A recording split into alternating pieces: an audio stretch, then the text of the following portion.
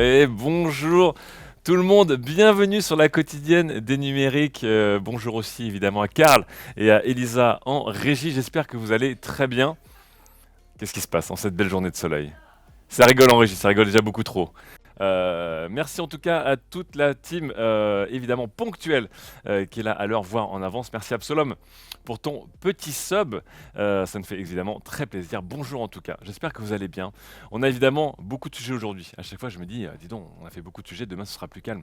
Et non, puisque je vous le dis tout de suite, aujourd'hui, j'ai rasé, j'ai égalisé un petit peu cette quotidienne pour qu'elle rentre dans 1h30, puisque il a fallu enlever à peu près 20% des news. Donc peut-être que demain, on espère que l'actu sera un peu plus calme et que je pourrai vous parler de plein de choses, dont des batteries par exemple, et la plus grande éolienne du monde, des choses comme ça. Mais bon, je sais que demain sera également rempli de choses. Elle est top, ma manette Xbox. Eh oui, c'est une OPSP, c'est une manette Pride que Xbox a faite pour célébrer la Pride et qu'ils nous ont envoyée. Voilà. Il y a écrit quoi sur ma tasse? Il y a écrit l'ancien nom de la boîte pour laquelle je travaille, donc c'est pas très corporate. Mais ils avaient qu'à faire des mugs corporate avec le nouveau nom de la boîte. Écoutez, voilà. Est-ce que le micro sature un peu, nous dit Rodil? Écoutez, on va essayer de voir ça en direct, tranquillement. En tout cas, j'espère que vous allez très très bien. Et je vois le soleil poindre. Je vois un bout de soleil dans une fente de fenêtre. Peut-être qu'on verra l'extérieur un jour et qu'on sortira de ce très beau studio. Donc aujourd'hui, des titres. On va parler de télé notamment et d'écran plat. On va parler de lobby, on va parler de rumeurs, on va parler de SOC, on va parler d'écran pliant pour des ordinateurs portables. On va parler de Windows 11 qui est encore plus select qu'un physionomiste dans une boîte de l'Est parisien. On va aussi parler des enfants encore une fois et des écrans. On va parler d'Apple et des polémiques en interne notamment. On va parler de SVOD. On va parler de très belles voitures, vous allez voir. Si vous aimez les très belles voitures et les grosses voitures, et si accessoirement vous êtes dans ce chat et vous êtes un ultra riche, peut-être que j'ai quelque chose qui pourrait vous intéresser. Voilà en gros, ça va être pas mal en tout cas. Bon, alors commençons déjà par un point télévision parce que les gens ne parlent que de ça. Alors attention, je vous rappelle, évidemment, nous sommes une émission et un stream 100% apolitique. Mais bon, quand même, on a un ministre de l'Éducation qui nous a expliqué les chiffres de vente télé et qui nous ont un peu étonnés ici à la rédaction. Et on se demandait si, bon, en fait, c'était vrai. Je vous rappelle que depuis dimanche soir, ça ne parle quasiment que de ça. Est-ce que c'est une polémique maladroite ou une polémique réussie? Encore une fois, vous me direz si bad buzz is still buzz. Mais le ministre de l'Éducation, Jean-Michel Blanquer, a lourdement insinué que les ventes de télé augmentaient au mois de septembre. Eh bien, notamment puisque les aides, l'allocation de rentrée scolaire qui sont fournies aux familles les plus modestes françaises sont souvent détournées pour faire d'autres achats que des fournitures scolaires pour les enfants, et donc ces fameux écrans plats. Voilà. Je suis Charlie qui dit perso ça peut durer 2 heures, ça ne me dérange pas. Mais on aimerait bien aussi que ce live, j'aimerais bien que ce live dure plus longtemps, mais si ce live dure plus longtemps, c'est après encore plus compliqué pour nous de livrer le replay après. Donc on doit se... Peut-être qu'un jour, si la chaîne des Num grandit, on aura une émission avant, une émission après, si vous aimez ça. Voilà.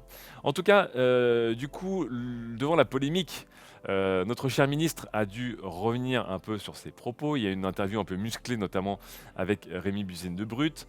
Le Parisien revient un peu sur les propos qui ont été légèrement nuancés, mais pas tant que ça. Et puis, en fait, à la fin, il a fallu qu'on passe par un système de fact-checking et pas de fast-checking, hein, Jean-Michel, puisque le fast-checking, c'est autre chose, c'est quand tu passes vite au péage. Ça, c'est du fast-checking. Le fact-checking a dû passer par là, et c'est tout simplement, eh bien écoutez, Libération, le service Check News, qui est assez réputé quand même, eh bien, qui est allé un petit peu déjà reprendre exactement la citation et les propos de Jean-Michel Blanquer, ensuite interroger évidemment la CAF, et ensuite est allé interroger l'Institut GFK qui globalement fait vraiment autorité dans le milieu des professionnels. C'est-à-dire que souvent, les marques et les constructeurs de télé, mais aussi les médias, passent par des gros instituts, et GFK fait souvent autorité pour voir si effectivement il y avait une hausse de vente de ces fameux écrans plats au mois de septembre. Eh bien écoutez, alors nous chez les numériques, on ne voit pas de hausse de lecture ou d'affiliation sur nos tests d'écran plat au mois de septembre. Mais en tout cas, pour GFK, eh bien, le mois de septembre est le plus mauvais de l'année avec le mois d'août. Et ça, c'est comment dire, c'est un chiffre qui remonte à 5 ans. Donc, enfin, qui est un chiffre qui, comment dire, reprend les 5 dernières années en moyenne, donc entre 2015 et 2020. Écoutez, conclusion très classique, et que nous, on pourrait corroborer, on va dire, avec les audiences, hein, mais on est plutôt sur Black Friday, sur les fêtes de Noël, sur les soldes, et évidemment, les compétitions de football qui ont toujours été les plus gros drivers de vente de télé. Mais n'en déplaise à certains ministres, il faut parfois fast-checker, fact-checker ces petites, comment dire, ces petites citations l'emporte-pièce. Voilà. Comme ça, c'est réglé. Vous connaissez maintenant, grâce à nos amis de Libé, les ventes d'écrans plats en France. Et donc en septembre, eh ben, les écrans plats, ça ne se vend pas. Enfin, ou en tout cas, peu. On va maintenant enchaîner avec un écran plat, mais ce coup-ci qui est un peu plus arrondi. On va évidemment parler de smartwatch en tout cas, et l'Apple Watch on a des rumeurs là pour des années d'Apple Watch, hein, littéralement, puisque il y a beaucoup de rumeurs un peu contradictoires en ce moment autour de la série 7 qui devrait arriver. Certains disent qu'elle arrivera avec de nouveaux capteurs, d'autres disent qu'en fait il y a des complications sur sa fabrication et notamment sur certains composants et sur son nouveau design qui fait que certains capteurs seraient repoussés. Mais encore une fois, ces capteurs, voilà, ça va revenir, ces capteurs pourraient intéresser beaucoup de personnes, évidemment. On aurait déjà une amélioration du capteur de sommeil qui permettra enfin à l'Apple Watch de traquer votre sommeil, et surtout, pour des gens qui, comme moi, en ont souffert, l'apnée du sommeil. Je ne sais pas si dans le chat, il y a des gens qui font de l'apnée du sommeil. C'est quelque chose qui, non seulement est très désagréable, mais surtout qui est très dangereux pour la santé. En tout cas, l'Apple Watch pourrait enfin avoir un mode qui lui permettrait de traquer ce genre de choses sans bouffer toute sa batterie, un peu comme le font les trackers de santé comme Fitbit. Deuxième chose intéressante, le taux de glucose aussi serait bientôt capté par l'Apple Watch. Ça intéressera aussi beaucoup de personnes qui doivent justement surveiller régulièrement leur taux de glucose. Et on voit encore une fois que tous les capteurs et toutes les nouveautés technologiques des montres ces derniers temps sont vraiment portés sur la santé, quoi. On ne va pas essayer de faire rentrer un appareil photo dans ce genre de montre, on va pas essayer de faire rentrer un écran 120 Hz, on va pas essayer de faire rentrer plus de puissance. Le truc, c'est plus de capteurs de santé, et évidemment avec une autonomie qui essaye de tenir. Mais en tout cas, voilà. Pour le taux de glucose dans le sang notamment, eh bien, les rumeurs et Ars Technica relèvent et relaient leur collègue Marc Gurman, que je ne peux pas montrer parce que j'ai pas d'accès en tout cas au Wall Street Journal, que en tout cas Apple galère à implémenter ce capteur qui pourrait en tout cas arriver, et je pense faire vendre beaucoup d'Apple Watch vu le nombre de personnes qui doivent gérer leur taux de glucose notamment, leur taux de glycémie.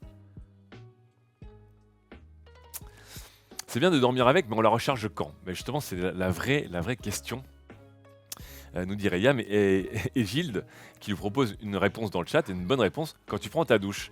C'est vrai qu'aujourd'hui, la plupart des smartwatches se rechargent assez vite, quand même, et moi, perso, je n'arrive pas à dormir avec un bracelet. Donc encore moins une montre. Même un bracelet, un tracker, j'ai du mal. Après, si c'était pour ma santé, notamment l'apnée du sommeil dont j'ai souffert pendant quelques années, je pourrais mettre un bracelet si ça peut m'aider à mieux surveiller mes cycles de sommeil, mon rythme de sommeil, à quel moment je dors mal, je me réveille, etc. etc. Mais en tout cas, les smartwatches aujourd'hui se rechargent vite. Donc effectivement, au moment où vous vous réveillez, vous mettez votre smartwatch à charger, vous allez à la salle de bain, vous prenez le petit-déj, vous revenez, et en général, elle est rechargée. Alors après, si vous êtes du type de personne qui se lève, qui met un slip et qui part au boulot parce qu'il est en retard, effectivement, là, c'est compliqué de recharger votre montre. Donc là, il faudra trouver un autre endroit. Moi, personnellement, je pense plutôt la recharger quand je rentre chez moi le soir et que du coup, je vais dîner, manger, regarder la télé, une série, j'en ai pas besoin. Là, je peux la charger. Du coup, le cycle ne serait pas du matin au soir pour une montre qui a une journée d'autonomie, enfin 24 heures d'autonomie, mais plutôt du soir au soir, quoi. Voilà. Donc du coucher au rentrer à la maison, et ça peut être un cycle à trouver. Évidemment, je suis d'accord avec vous. Le but, c'est d'avoir quand même des montres qui ont une autonomie toujours meilleure. Et pour l'instant, on sait que c'est un peu compliqué, plus la montre est sophistiquée. En tout cas, pas de news côté autonomie de la montre. On verra encore une fois avec le prochain design qui aura peut-être plus de place. Mais beaucoup de capteurs pour votre smartwatch qui bientôt, ce sera aussi utile d'appeler une smartwatch qu'un smartphone. Vu que l'heure sera une fonctionnalité aussi secondaire que la passe un coup de fil est une fonctionnalité secondaire de nos smartphones en tout cas. Bonjour. Merci pour le t-shirt. Vive Marseille. Des bisous Rachida. Allez, on enchaîne. Du coup, et on va passer maintenant au son un petit peu. Je vous ai parlé beaucoup de nouveautés hardware, notamment hier, avec des casques chez Bose, avec des casques chez Jabra, et avec des casques notamment chez Philips, des écouteurs et des casques. Eh bien, Axios vient de sortir un nouveau scoop, ce coup-ci pas sur un produit, mais sur un service, et Amazon se lancerait dans le streaming audio. Voilà. Alors attention, le streaming audio, ça veut dire plusieurs choses, et Sarah Fisher, que je vous conseille d'ailleurs de suivre, et Axios, que je vous conseille aussi de suivre, nous explique que, attention, Amazon ne va pas lancer un énième Clubhouse. En gros, c'est tu te streams en audio. Le but du jeu d'Amazon serait plutôt de mettre en place un système de diffusion de concerts, de sessions acoustiques, de jam sessions, d'événements en audio. Et je trouve ça plutôt intéressant puisque je ne sais pas si ça a été fait encore aujourd'hui, une plateforme vraiment qui vous permet d'aller chercher des chaînes qui passent des concerts, des événements musicaux, etc. Mais ça pourrait être assez intéressant là-dessus à proposer comme programme et peut-être un nouveau moyen pour les artistes aussi de gagner de l'argent, eh bien écoutez, en streamant en audio leurs concerts et en ayant peut-être un effet de programmation, de curation sur une homepage un peu sur qu'est-ce qui se passe en ce moment dans le monde. Est-ce que vous l'écoutez ça? Il y a peut-être un concert de rock à Jakarta, il y a peut-être la fête de la musique à Lyon. Des choses comme ça, et peut-être qu'on pourra aller chercher des streams musicaux un peu événementiels. Et donc je trouve ça plutôt pas mal. Est-ce que c'est Twitch avec la partie musique? Un peu. Mais en tout cas, ils veulent mettre en avant un côté un peu événementiel. Donc ils vont plutôt mettre en avant des concerts, des festivals et des choses un peu artistiques et pas forcément quelqu'un qui discute, par exemple, depuis chez lui, dans un micro, qui serait plutôt du coup une plateforme de type Clubhouse. Voilà. Encore une fois, merci Madingue pour tous les liens. Incroyable. Hop. On enchaîne maintenant avec le son. Et là, c'est un petit peu technique. On va parler du Qualcomm Aptix Adaptive. Alors, vous voyez en titre en anglais, la promesse de Qualcomm avec ce chip, c'est de vous faire passer un son de qualité lossless, donc de qualité CD, via Bluetooth.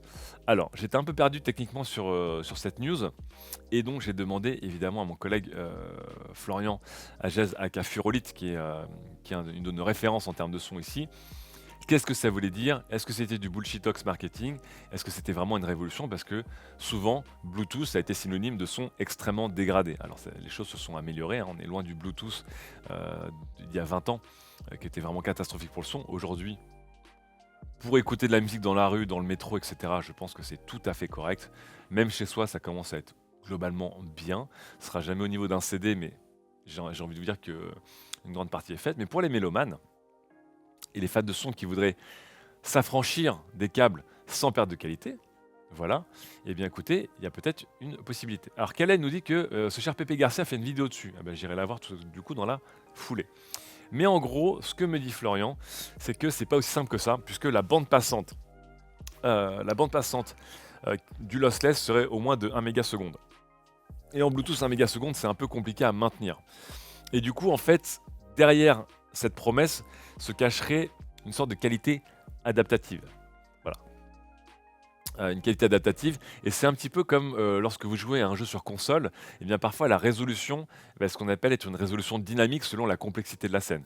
Et si vous avez une scène calme ou genre des menus, votre console peut par exemple afficher le tout en 4K native, et puis si vous rentrez dans une scène avec des big boss, des effets spéciaux partout, des choses comme ça, et bien votre console va baisser sa résolution, passer par un système de super sampling visuel, et du coup ça fera le job. Et vous allez un peu jongler entre les deux. Et donc ici, ce sera un peu le cas, puisqu'on pourrait switcher entre différentes qualités et différents débits selon, selon les conditions et les environnements. Voilà, donc ici, en fait, avec le Qualcomm Bluetooth High Speed Link, eh bien, on pourrait faire transiter, en tout cas, du son au-delà de ces 1 mégabit seconde demandé par le lossless, mais en cas d'environnement ou de conditions un peu difficiles, eh bien, ça pourrait un peu rebaisser tranquillement sur du 140 bits.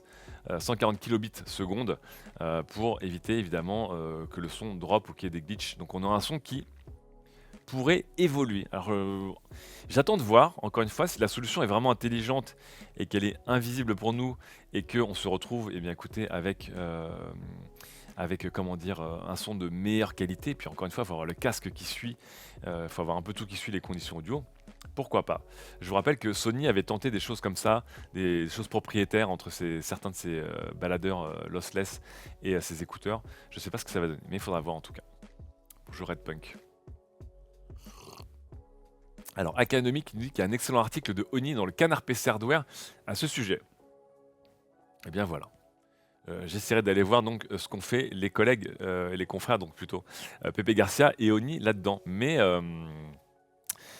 c'est assez intéressant parce qu'encore une fois, si on peut revenir, si on pouvait revenir 20 ans plus tard au son qu'on avait, parce que je vous rappelle, hein, si je ne m'abuse, vous allez me dire dans le chat, le CD date de 1982, je crois, co-inventé par Sony Philips. C'est l'instant Wikipédia pour vous, pour confirmer ou infirmer ça.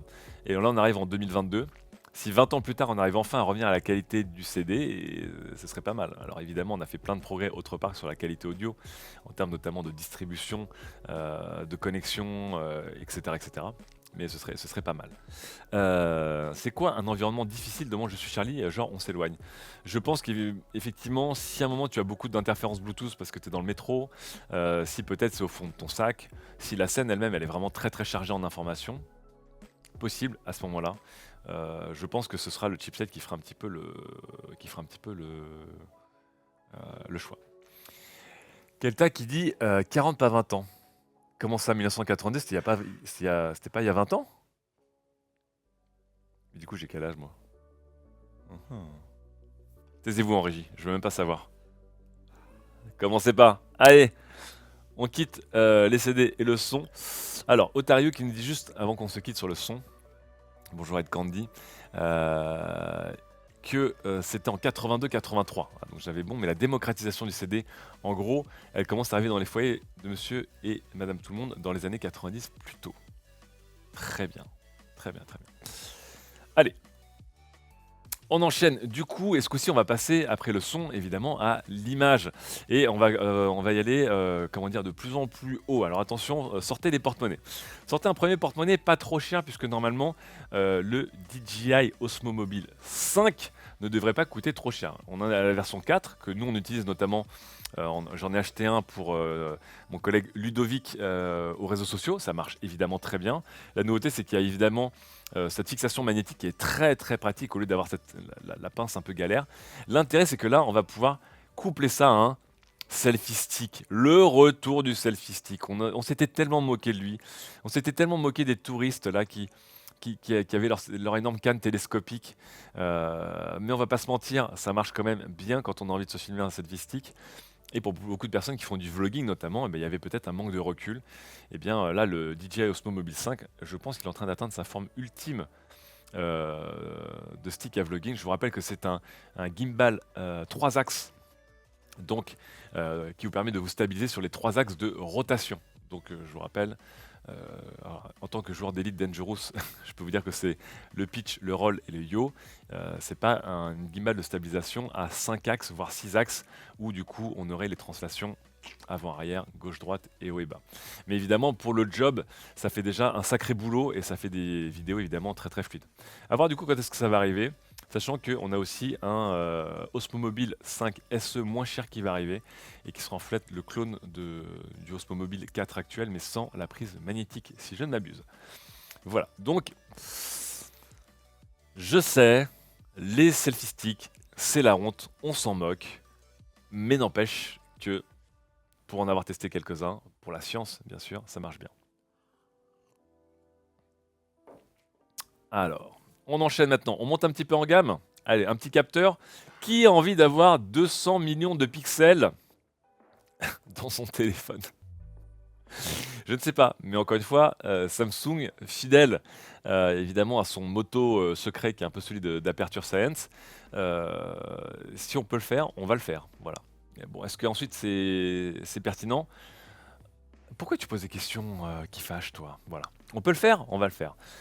200 millions de pixels dans un capteur de smartphone. Alors, je vous rappelle que aujourd'hui, Samsung produit un capteur 108 millions de pixels, évidemment, voilà, ce qui est dans certains appareils photo Samsung, mais aussi chez Xiaomi. L'intérêt, c'est qu'on peut faire ce qu'on appelle notamment du pixel binning. Ça veut dire qu'on fait plein de pixels pour ensuite les regrouper 4 par 4, voire plus par plus, pour regagner en qualité d'image ou nettoyer le bruit. Et donc on a des photos de moins bonne résolution que les 108 millions de pixels natifs, mais avec une meilleure gestion, notamment dans des conditions difficiles. Donc là, on passe à 200 millions de pixels dans un capteur avec une taille de 0,64 micromètres. Je sais pas. Je sais pas. Alors encore une fois, ça veut aussi dire que vous allez avoir une électronique pour embarquer tout ça, gérer le poids du fichier si on veut faire notamment des rafales, et aussi une mémoire pour gérer le JPEG qui va en sortir, qui va être sacrément costaude. Est-ce que dans le chat, des gens utilisent des capteurs 108 millions de pixels de dernière génération qui sont dans les téléphones haut de gamme Xiaomi et Samsung? Moi perso, j'ai testé, j'ai trouvé quasiment aucun intérêt à photographier en 108 millions de pixels, c'est un poids énorme. J'ai plutôt fait du pixel binning que je trouvais beaucoup plus adapté à mon usage de tous les jours en tout cas. Mais voilà. On peut aussi faire de la 8K à 30 images par seconde là-dessus. Donc c'est quand même pas mal. Mais voilà. Écoutez, est-ce que ça me servira un jour? Je ne sais pas. Alors là, pour de la vidéo et du zoom en post-traitement, nous dit Moriarty 1189. Oui, oui, bien sûr. Ça te permet de faire du zoom en post-traitement, par exemple, et de cropper, de recadrer ton image. Mais encore une fois, si ton image, on va pas se mentir, un capteur de 200 millions de pixels, la lumière qui tombe dans les photosites, c'est ridicule. C'est vraiment ridicule.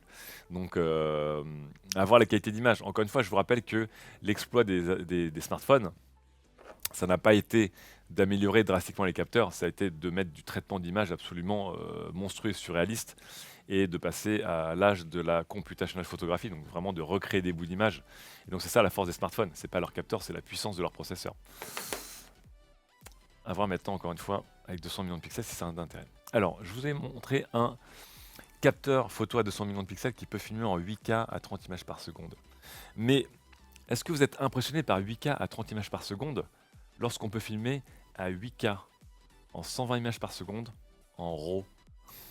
C'est le nouveau capteur de chez Red, le Raptor, le V-Raptor ST. Donc je vous rappelle, Red qui fait des caméras professionnelles. Donc vous voyez ce petit bloc blanc là, tout mignon, coûte la bagatelle de 25 000 $ boîtier nu, et il faudra plutôt sortir 30 000 $ pour avoir le kit avec une carte mémoire, deux batteries et le viseur, enfin l'écran externe 7 pouces. Alors évidemment, le design est absolument incroyable, hein. J'ai toujours été un peu fan du design chez Red. Je vous rappelle que Red, c'est le boss de chez Oakley derrière.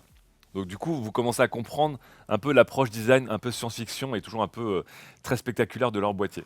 Et donc Red, avec tous leurs capteurs, le Dragon, le Monstro, etc., depuis maintenant plusieurs années, ont révolutionné le cinéma puisqu'ils ont fait baisser les coûts, bien sûr. Donc 25 000 $ pour vous, ça fait un petit peu beaucoup, mais dites-vous bien que Red est arrivé sur un marché à l'époque qui était tenu par Arri, qui était tenu par Panavision, et une caméra Panavision, c'était des centaines de milliers de dollars. Et une caméra Panavision ne s'achetait pas en fait. Une caméra Panavision se louait pour un tournage tellement que ça coûtait cher. Donc on était sur des centaines, voire des millions de dollars pour des caméras. Et eux, ils sont arrivés avec du numérique. Ils ont été les premiers à faire de la 4K démocratique, on va dire, à l'époque. Puis ensuite de la 4K RAW, puis du 6K, puis du 8K, etc., etc.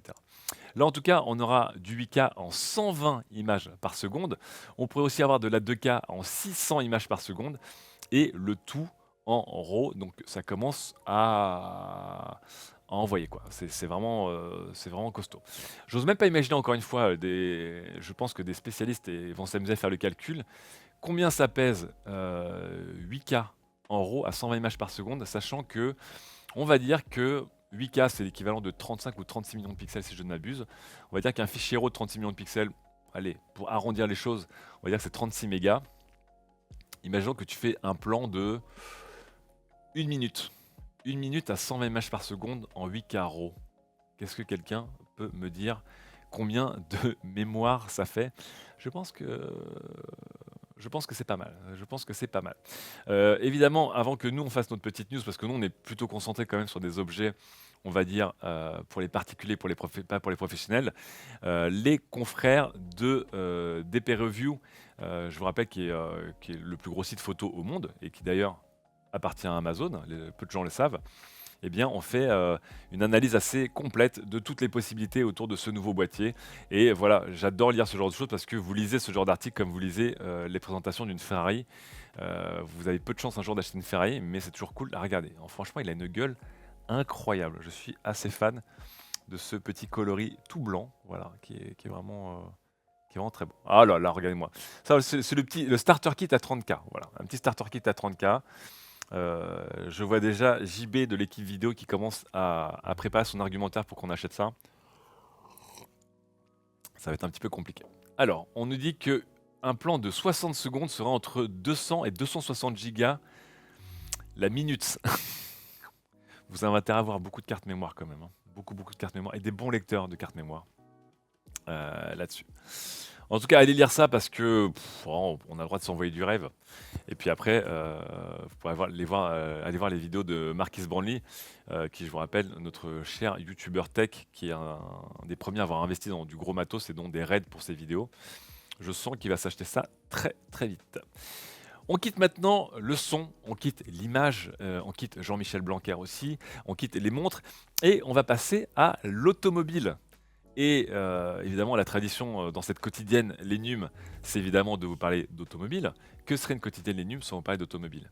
Mais aussi, que serait une quotidienne Lénum sans vous parler de Xiaomi, qui fait l'actualité tous les jours? Eh bien, aujourd'hui, fusion, un peu la Dragon Ball, et Camoulox, Xiaomi se lance officiellement dans les voitures électriques parce qu'ils se sont dit on n'avait pas assez de secteur et de marché. Voilà. Les mecs, ils ne s'arrêteront jamais.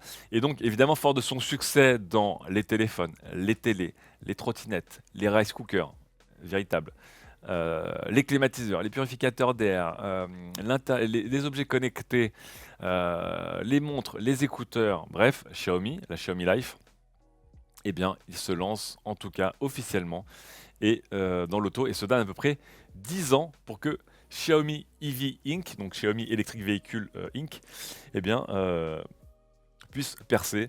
On a un petit fonds pour l'instant de 1,55 milliard de dollars pour lancer un peu cette petite aventure. Je vous rappelle, 1,55 milliard de dollars, c'est à la fois beaucoup et c'est à la fois très peu lorsque l'on voit les sommes qui sont aujourd'hui injectées dans les grosses startups de véhicules électriques et par les constructeurs traditionnels de véhicules thermiques qui passent à l'électrique. Mais en tout cas, à voir. À voir. Xiaomi a également annoncé l'acquisition d'une société de technologie de conduite autonome, Deep Motion Tech, le 25 août dernier. À voir. Alors, est-ce qu'on aura des voitures Xiaomi, c'est-à-dire une voiture qui va sortir à un prix ultra rasé de près. Il n'y a rien qui dépasse pour être quasiment au prix d'équilibre, mais ils vont en sortir 20 millions de déclinaisons, hein, et vous aurez peut-être imaginons que vous ayez la Mi, qu'est-ce qu'on a comme voiture? La Mi Mégane 11, et puis la Mi Mégane 11 Ultra, et puis la Mi Mégane 11T, et la Mi Mégane 11 Pro, je ne sais pas. Mais en tout cas, hâte de voir ce qu'ils vont faire là-dessus. Je vous rappelle que c'est la fenêtre de tir où tout le monde peut un peu se lancer dans le marché automobile, parce que tout est en train de changer, donc c'est peut-être le moment de s'incruster dans l'industrie. Voilà. C'est la Dacia déjà nous dit Kana TV. C'est vrai que Dacia a aussi créé tout son business model sur des voitures à prix coûtant. À voir comment Xiaomi va intégrer tout ça dans son écosystème. On va voir. Je regarde un peu le chat, ce que vous dites. Laurent Jmy qui dit mais Apple n'a pas encore sorti de voiture, le marketing de Xiaomi doit être perdu. Vous êtes méchant, mais vous n'avez pas tort.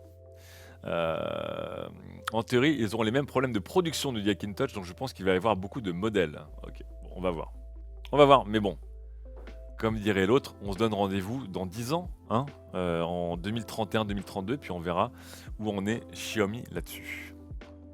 À la tienne, Carotide. On continue maintenant avec les constructeurs automobiles et la voiture électrique. Et ce coup-ci, on revient en France avec la marque DS. Je vous rappelle que la marque DS, c'est la marque premium de Citroën qui était à la base un modèle des modèles légendaires chez Citroën, puis une gamme chez Citroën, et aujourd'hui une marque haut de gamme chez Citroën, un peu comme Lexus est à Toyota, ou Infiniti est à Nissan par exemple, eh bien DS va passer à la voiture 100% électrique en 2024 avec l'arrivée de la DS4 électrique. Alors 2024 c'est très très tôt, mais encore une fois c'est la force d'un constructeur premium, c'est que vous avez beaucoup moins de modèles et une clientèle qui a plus les moyens, et DS annonce que déjà 30% des immatriculations de voitures chez eux se font avec des véhicules électriques. Donc évidemment c'est plus facile de passer à l'électrique dès 2024 lorsque vous avez eh bien, écoutez, si peu de véhicules et que vous êtes dans la gamme premium. Ce sera plus compliqué si vous êtes notamment Renault, Volkswagen, et là on attendra plus 2030-2035 en tout cas. Mais une DS4 électrique qui proposera 700 km d'autonomie, ce qui est un joli chiffre quand même, et avec une batterie de 100 kWh. Hâte de voir, voilà, là-dessus, et évidemment, encore une fois, le nerf de la guerre de toutes ces voitures, ce sont les fameuses plateformes électriques. Hop là. On enchaîne en attendant le futur de Xiaomi, le futur de DS, avec un petit point. C'est le petit kiff de Marco, hein. Marco, il aime bien faire les charts. Et donc là, les voitures les plus vendues de janvier à août, on reprend les mêmes et on recommence évidemment les berlines compactes qui trustent les premières places, même si je crois qu'il y a une percée de chez Dacia qui est venue déloger la Peugeot 208 dans le top 3. Comme d'habitude, toujours le diesel est en recul. Les hybrides continuent de grimper, voilà. Et les 100% électriques, elles passent à 8% et elles sont en train d'arriver à égalité avec les hybrides rechargeables. Donc c'est qu'une question de temps pour que les 100% électriques, à la fin, eh bien, écoutez, commencent vraiment à prendre le top. Alors la Model 3, toujours première voiture électrique la plus vendue en France, notamment donc, dans cette période de janvier à août. Là-dessus, et donc elle est 18e et la Renault Zoé, elle est 20e du classement général.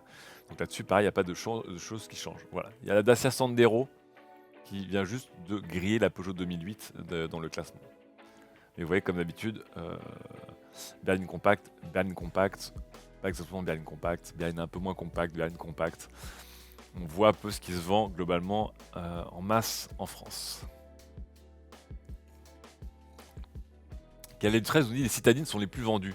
Et ben c'est marrant parce que vu en ce moment comment les villes s'aménagent pour repousser les voitures, je me disais que justement peut-être que les voitures citadines se vendraient de moins en moins et ce serait plutôt des voitures de plus grande distance, donc moins des compacts qui se vendraient. Mais bon, pour l'instant en tout cas ça ne change pas là-dessus.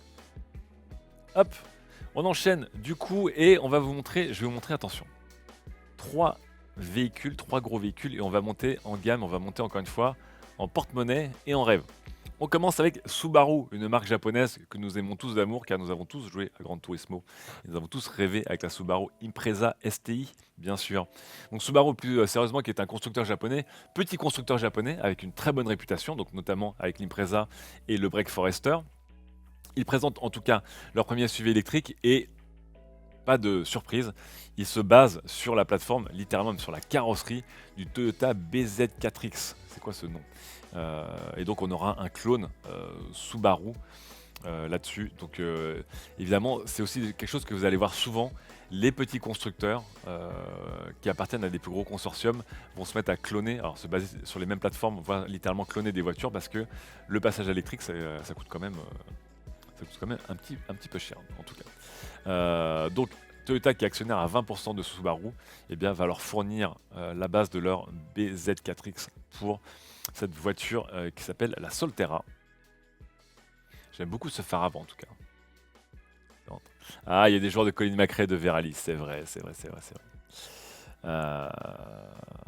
Mais oui, on va pas dériver, s'il vous plaît. On va pas dériver, on va pas commencer à faire du Google Images Subaru Impreza STI. Je crois qu'on avait déjà fait du Google Images là-dessus, hein, donc on va rester très hop là, très raisonnable. Donc voilà, on a un demi-volant chez Toyota et on a un volant plein chez Subaru globalement. Mais pour le reste, vous savez où vous allez. Pour le même prix, si je devais acheter une Toyota ou une Subaru, je prendrais plutôt une Subaru, vu que c'est quand même une petite marque du cœur. À voir aussi sur une différence de prix là-dessus. Alors, on enchaîne, attention, on va monter un peu en gamme en termes de voitures électriques. On était sur un SUV électrique, on va passer à un pick-up électrique et un pick-up électrique que beaucoup de personnes attendent, c'est évidemment le Rivian R1T. Alors, vous pouvez lancer toutes vos blagues sur R1T, évidemment. Est-il fatigué? Sortirez-vous avec le lombaire dans un bon état ou serez-vous R1T? Donc je vous rappelle, je vous en parlais il n'y a pas longtemps puisque Rivian qui va notamment rentrer en bourse et être valorisé à 80 milliards de dollars, c'est fou, pour un pick-up qui n'est toujours pas commercialisé. Il y a des protos qui circulent. Quelqu'un dans le chat me disait hier qu'il y avait l'émission avec Erwan McGregor qu'il avait piloté. On a vu des démos et évidemment la fameuse démo, encore une fois, du 180 sur place. Mais en tout cas, Motor Trend a pu tester dans des conditions réelles, enfin, ce pick-up très attendu. Je vous rappelle que Rivian vient se poser en face plutôt de Tesla. C'est un pick-up qui coûte assez cher et assez haut de gamme. Vous voyez, à l'intérieur, alors, je ne sais pas pour vous, pareil, notez-moi un peu, finition boisé gris, de type après un incendie de forêt, je sais pas. Je suis pas sûr que ce soit très bon. Dites-moi sur 5 comment vous notez l'intérêt de ce Rivian qui se la joue encore une fois très futuriste, hein, très Tesla, avec deux gros écrans, très peu de commandes, quelques commandes au volant, mais globalement. Hop, pourquoi ça marche pas ça? J'aime pas quand ça marche pas. Hop.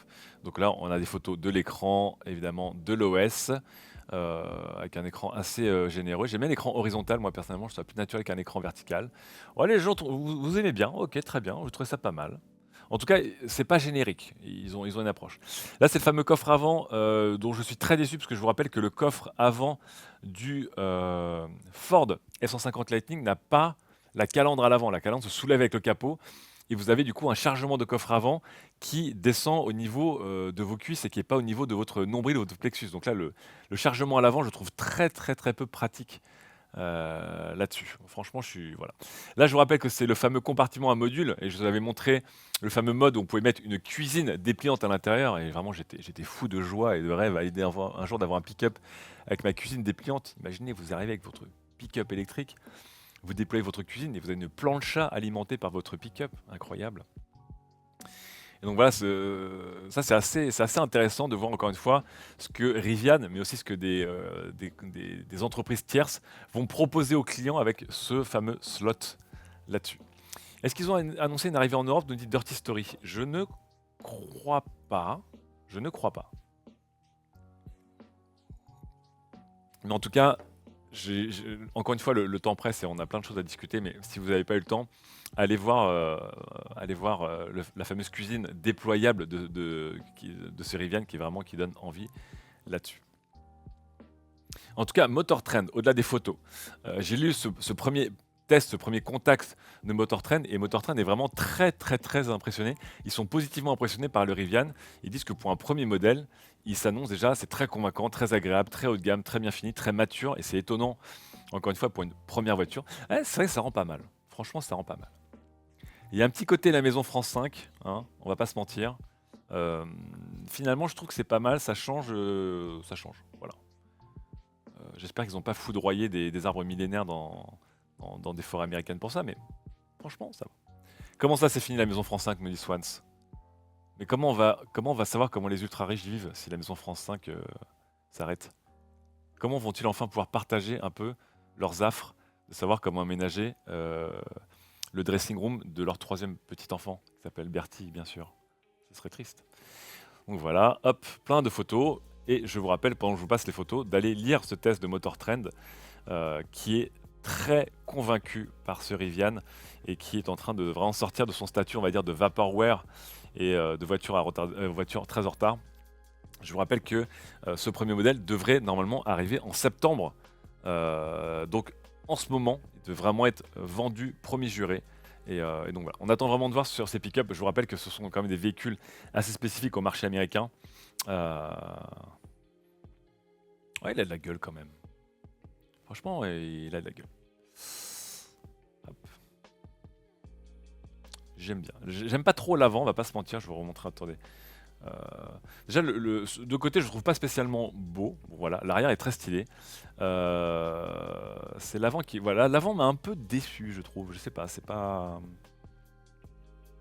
À un moment, faut choisir, tu vois. Est-ce que tu fais un bandeau futuriste un peu agressif horizontal ou est-ce que tu mets deux petites gélules mignonnes verticales?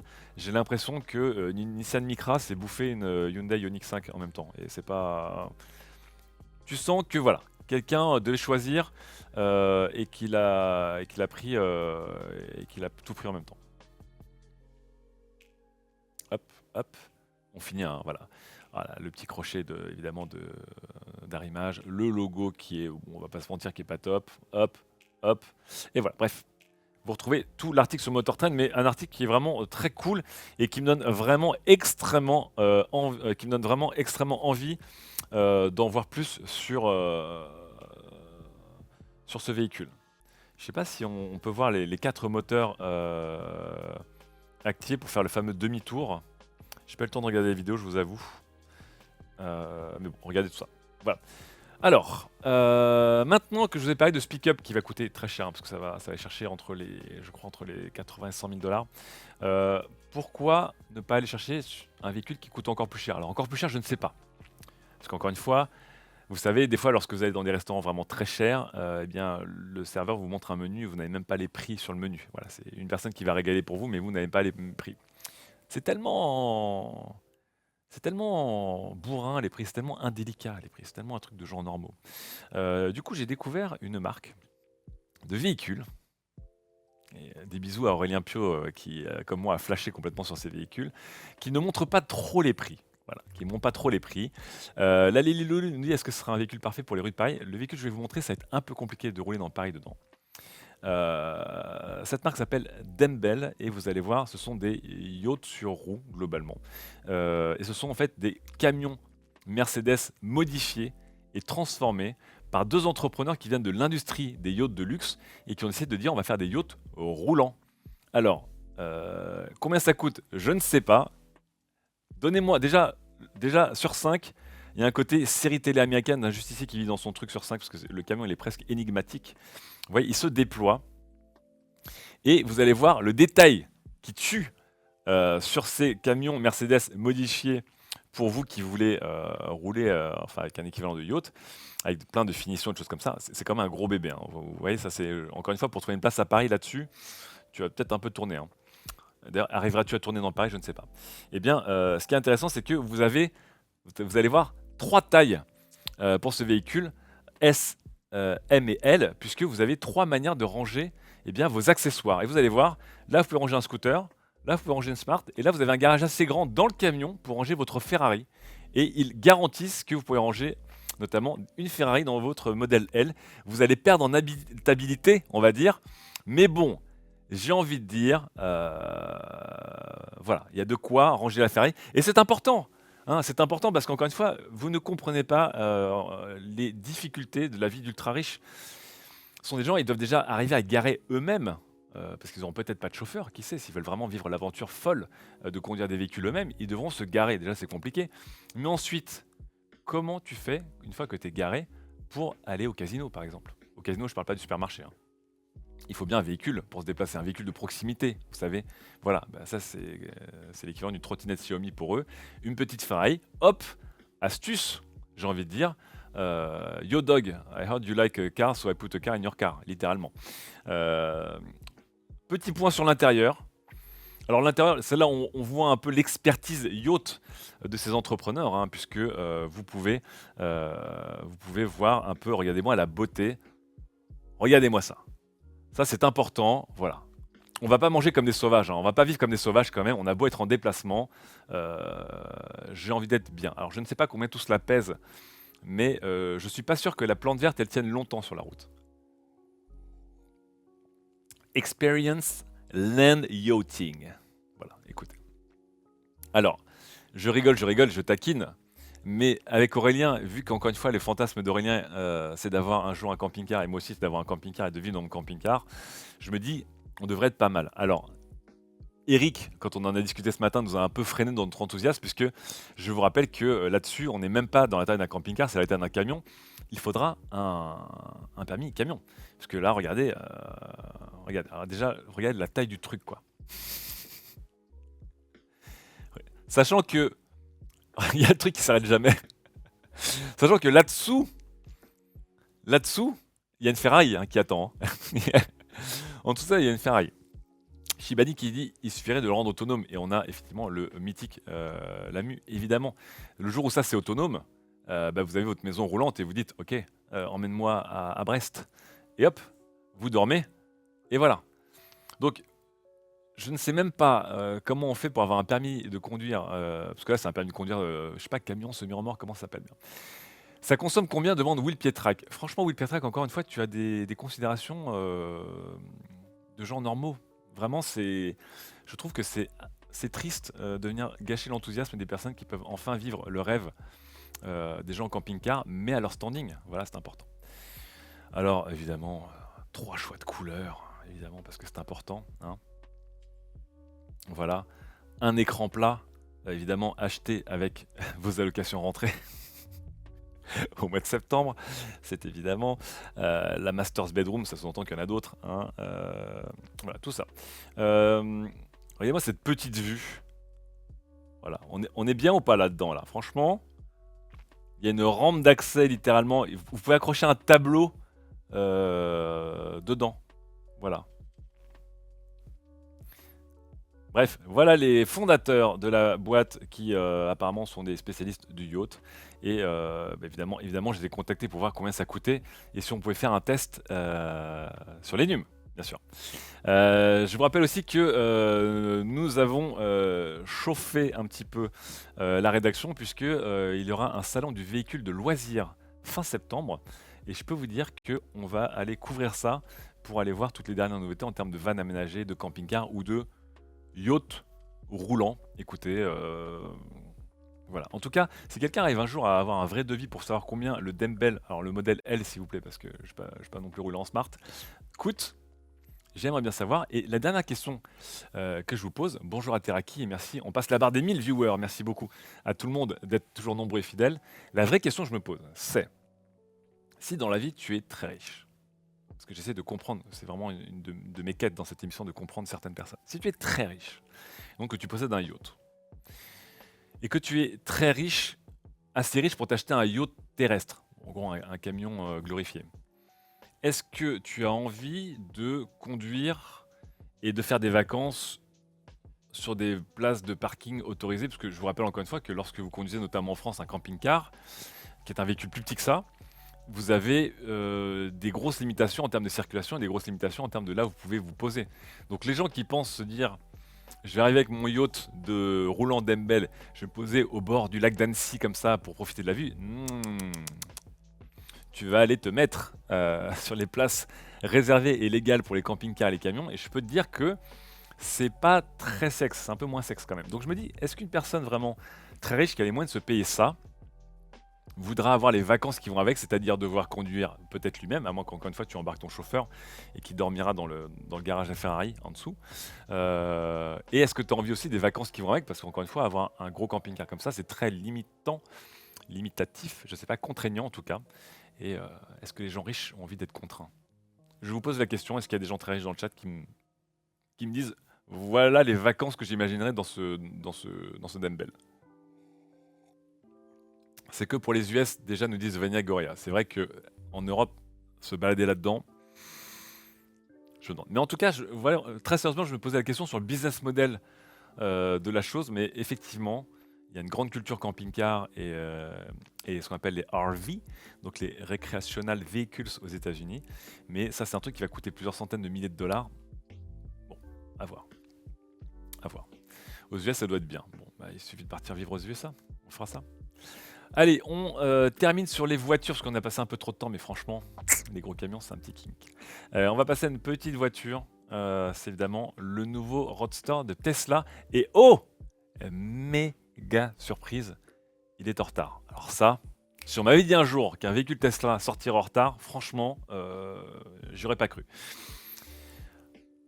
Selon Elon Musk, 2021 a été une année vraiment de, comme tous les constructeurs automobiles, de pénurie de composants complètement folle. Donc ça ne servira à rien, même si on avait 17 nouveaux produits, il n'y en a aucun qui arriverait évidemment à sortir en temps et en heure. Du coup, si 2022 n'est pas un nouveau méga drama, eh bien le Roadster devrait être commercialisé en 2023.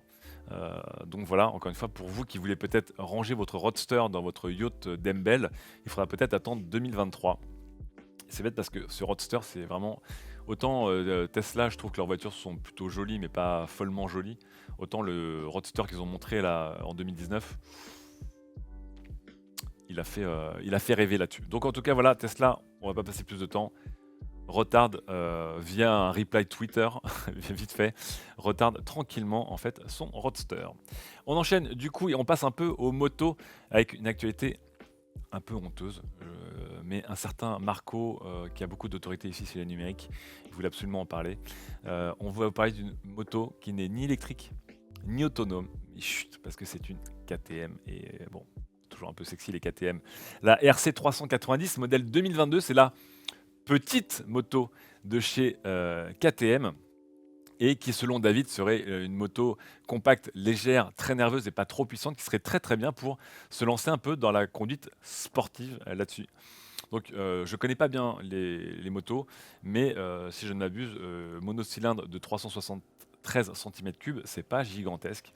Bon, évidemment, elle a une sacrée petite bouille, hein, parce que KTM, c'est pas les derniers pour faire des motos un peu spectaculaires, hein. Souvent, leurs motos, on dirait un peu des Lamborghini avec deux roues. Mais elle a plutôt une bonne bouille. Et voilà, ça c'était le. On va pas se mentir. Ça aide à la conduite et connexion au smartphone. C'était vraiment notre excuse pour en parler sur les numériques. Mais franchement, ne nous mentons pas, hein, c'était complètement un point kink de la part de la rédaction pour en parler. En tout cas, vraiment, elle a un design. Elle a un design très KTM, quoi. Vraiment super anguleux, très, très acéré. Personnellement, j'aime beaucoup, beaucoup, beaucoup. Alors, juste allez, un petit point carrosserie un peu, regardez-moi comme c'est joli. Ah là là là là. KTM, jolie moto. Si vous connaissez pas, ce sont des motos clairement très polarisantes avec un design très très spécifique, mais qui, et peut-être que les spécialistes de la moto dans le chat me le diront, KTM a quand même une très bonne réputation avec un segment, une image de marque et une approche assez à eux et qui font qu'ils ont une petite communauté, mais très très très fan de leur moto en tout cas. Merci Pingouin tout blanc pour ton gentil mot. Les numériques devient Automoto, nous dit qui lui a du 84. Eh ben, tu sais qu'aujourd'hui, les numériques, on appartient à un groupe qui lui-même appartient à un groupe qui fait qu'en fait, techniquement, Automoto, c'est nos collègues. Peut-être qu'un jour, on fera des choses avec eux. On va enchaîner avec un autre deux roues qui va un peu moins vite qu'une KTM. On va redescendre un peu en pression parce qu'on était monté un petit peu haut quand même là entre les Dembel et les KTM. On va parler de vélo avec la marque néerlandaise Van Moof. Vous le savez, qui déjà a cartonné à l'époque des vélos urbains et qui ont été parmi les premiers à offrir des vélos urbains premium et assez modernes et qui se sont aussi placés très vite sur les VAE, donc les vélos assistance électrique. Et vous en avez vu beaucoup dans des pubs et dans la rue, ces fameux vélos avec le top tube très proéminent, très épais, avec les phares notamment intégrés dedans. Donc notamment le Van Moof, le S3. Ça se vend très bien et Van Moof en tout cas est très ambitieux puisque donc la marque européenne voudrait devenir le plus gros acteur des VAE au monde. Rien que ça, avec une levée de fonds de 128 millions de dollars. C'est assez impressionnant. Et encore une fois, on aime ou on n'aime pas le design. Je trouve que le design est assez intéressant. C'est pas mes vélos préférés ensuite en termes de conduite. Et puis pour moi, ils ont des problèmes, c'est-à-dire qu'un vélo qui n'a pas de batterie amovible, pour moi, c'est un no-go. Mais ils ont d'autres qualités en tout cas. Ils ont notamment des services assez intéressants. Mais voilà. Un focus sur les États-Unis, comme toutes les marques qui ne sont pas encore aux États-Unis, il faut aller taper là-bas. 10 millions de vélos en 5 ans. Et évidemment, pour l'instant, un succès qui ne se dément pas, hein, parce que Van Moof, ils vendent du vélo. Enfin, généralement, quand vous achetez un vélo Van Moof, qui clairement est au même niveau que Cowboy ou Angel, hein, ce sont des vélos dits modernes et pas traditionnels dans leur design et leur approche, avec notamment des services et une connexion. Ce sont des vélos qui sont entre 1008 et 2500 euros. Donc c'est beaucoup plus cher que des vélos électriques entrée de gamme qui vont souvent se trouver autour des 1000 voire en dessous des 1000 euros, et c'est aussi beaucoup moins cher que les vélos électriques les plus sophistiqués, notamment des marques traditionnelles de vélos qui eux peuvent venir taper évidemment dans les 4, 5, 6, 7, 10 000 euros et monter très haut.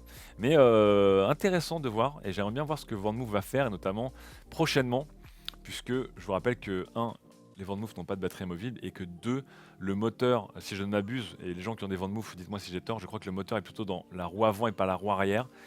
Euh, ce qui n'est pas la solution la plus moderne et la plus efficace, on va dire, par rapport à un moteur central ou un moteur dans le moyeu arrière. Voilà en tout cas. Hop là. Bonjour Julien Loco. Weldel qui me confirme que ouais, c'est un moteur à l'avant.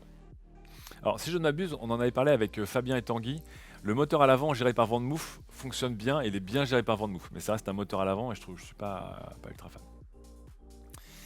Ils ont rajouté une powerbank qui permet de remonter la batterie. Très bien, très bien. La batterie, elle est dans la partie haute du cadre. Non, si je ne m'abuse, la batterie n'est pas dans la partie haute du cadre. Je ne sais pas où exactement où elle est, mais je crois qu'elle n'est pas dans la partie haute du cadre parce que sinon ça déséquilibrerait complètement le vélo, puisque ça veut dire que la partie la plus lourde de ton vélo serait le plus haut sur ton vélo, et tu auras un centre de gravité très très mal équilibré si c'était la partie haute. J'imagine plutôt qu'elle est là ou là, parce que justement le fait que le moteur soit dans le moyeu avant, ça libère de la place pour la batterie normalement. Donc à voir. Nueve qui nous dit que le problème chez Vendmove c'est la fiabilité. Je ne connais pas assez Vendmove, mais écoute, peut-être. Alors, hop.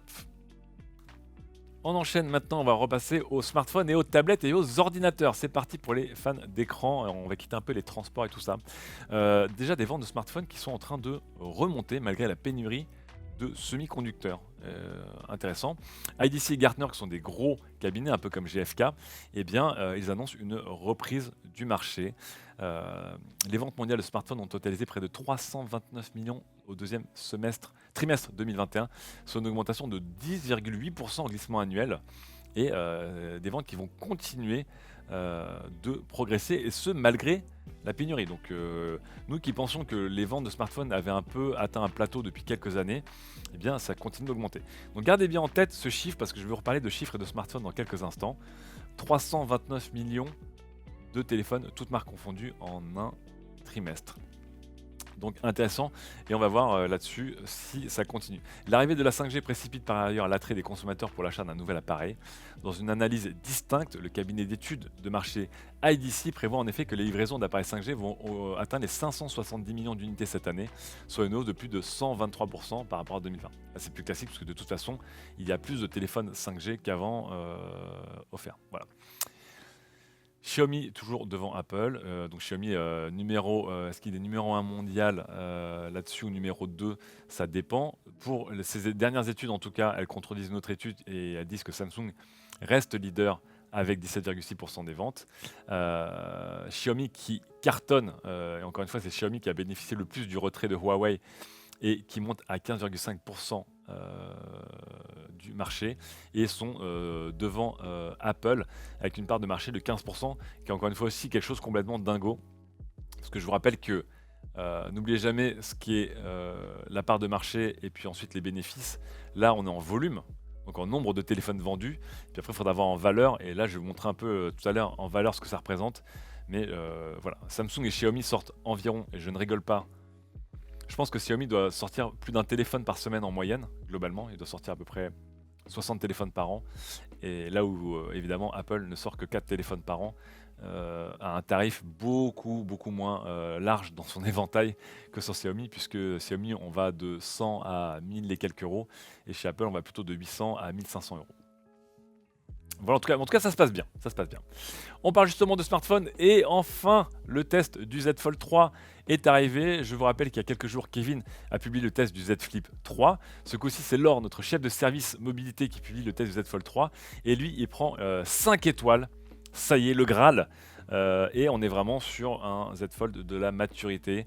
En gros, il a tout en mieux, pas pour vous spoiler, sauf un truc, mais qui est un peu la tendance 2021, j'ai envie de dire, des smartphones, c'est que l'autonomie n'est pas meilleure, voire un peu moins bonne que celle du Z Fold 2.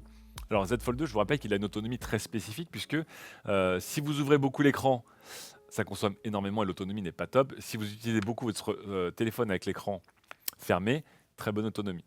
Donc là, le Z Fold 3, il est un peu moins bon en autonomie, ce qui est un peu décevant, mais surtout le reste en fait, eh bien, ça cartonne. Ça cartonne. Petite question de Peps, je te réponds vite Peps, on ne peut pas, c'est un effet de style. Voilà. Deux afficheurs très réussis, ça je vous avais fait déjà le détail, donc des deux écrans extérieurs et intérieurs. La caméra sous l'écran qui fait son effet et qui marche.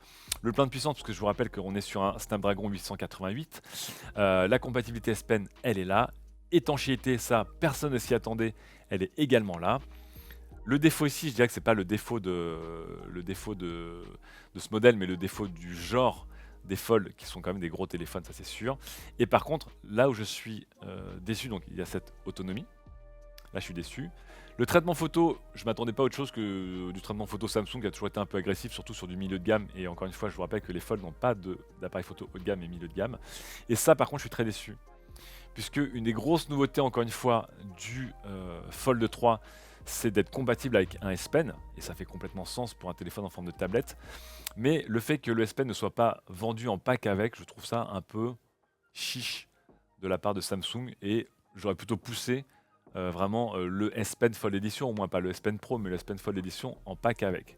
Je sais pas si j'avais vu aussi un article un peu incroyable où quelqu'un a testé la pochette du S Fold 3 et qui doit inclure le S Pen avec. C'est une catastrophe. Le truc est tellement mal conçu. C'est vraiment, je vous la remontrerai peut-être demain.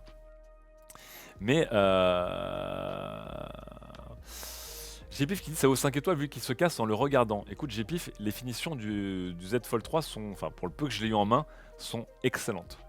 Vraiment, il fait encore plus solide et dense, il est un peu plus compact que le Z Fold 2. Son écran intérieur il fait encore plus solide et ferme. La charnière elle est toujours aussi solide et on verra avec le temps. Et il est étanche. Enfin, franchement, voilà. Étalon du cul nous dit on attend le Xiaomi Fold ici et oui étalon du cul c'est plus quand même confirmé. Je vous rappelle que Samsung Display va fournir des écrans pliants pour Xiaomi et Google aussi. Donc on aura très certainement un Xiaomi Fold, un Google Fold, Pixel Fold qui arriveront quelque part d'ici peut-être la fin de l'année.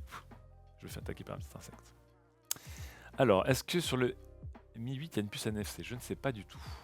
Je me fais attaquer par une petite mouche. Est-ce que vous avez vu le fameux épisode de Breaking Bad avec la mouche? Si vous ne l'avez pas vu, je vous conseille, c'est un immense moment de non-scénario et d'interprétation. Bref. Le pire, comment ça je suis Charlie le pire?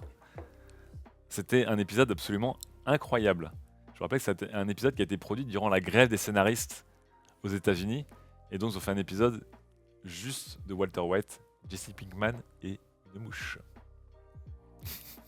Que j'ai trouvé incroyable. Encore une fois, parce qu'il y a des acteurs incroyables. Bon, bref. On enchaîne et on reste dans le Fold ce coup-ci. Mais donc, évidemment, vous allez voir le test de l'or. On prépare le test vidéo également avec l'or dans quelques jours.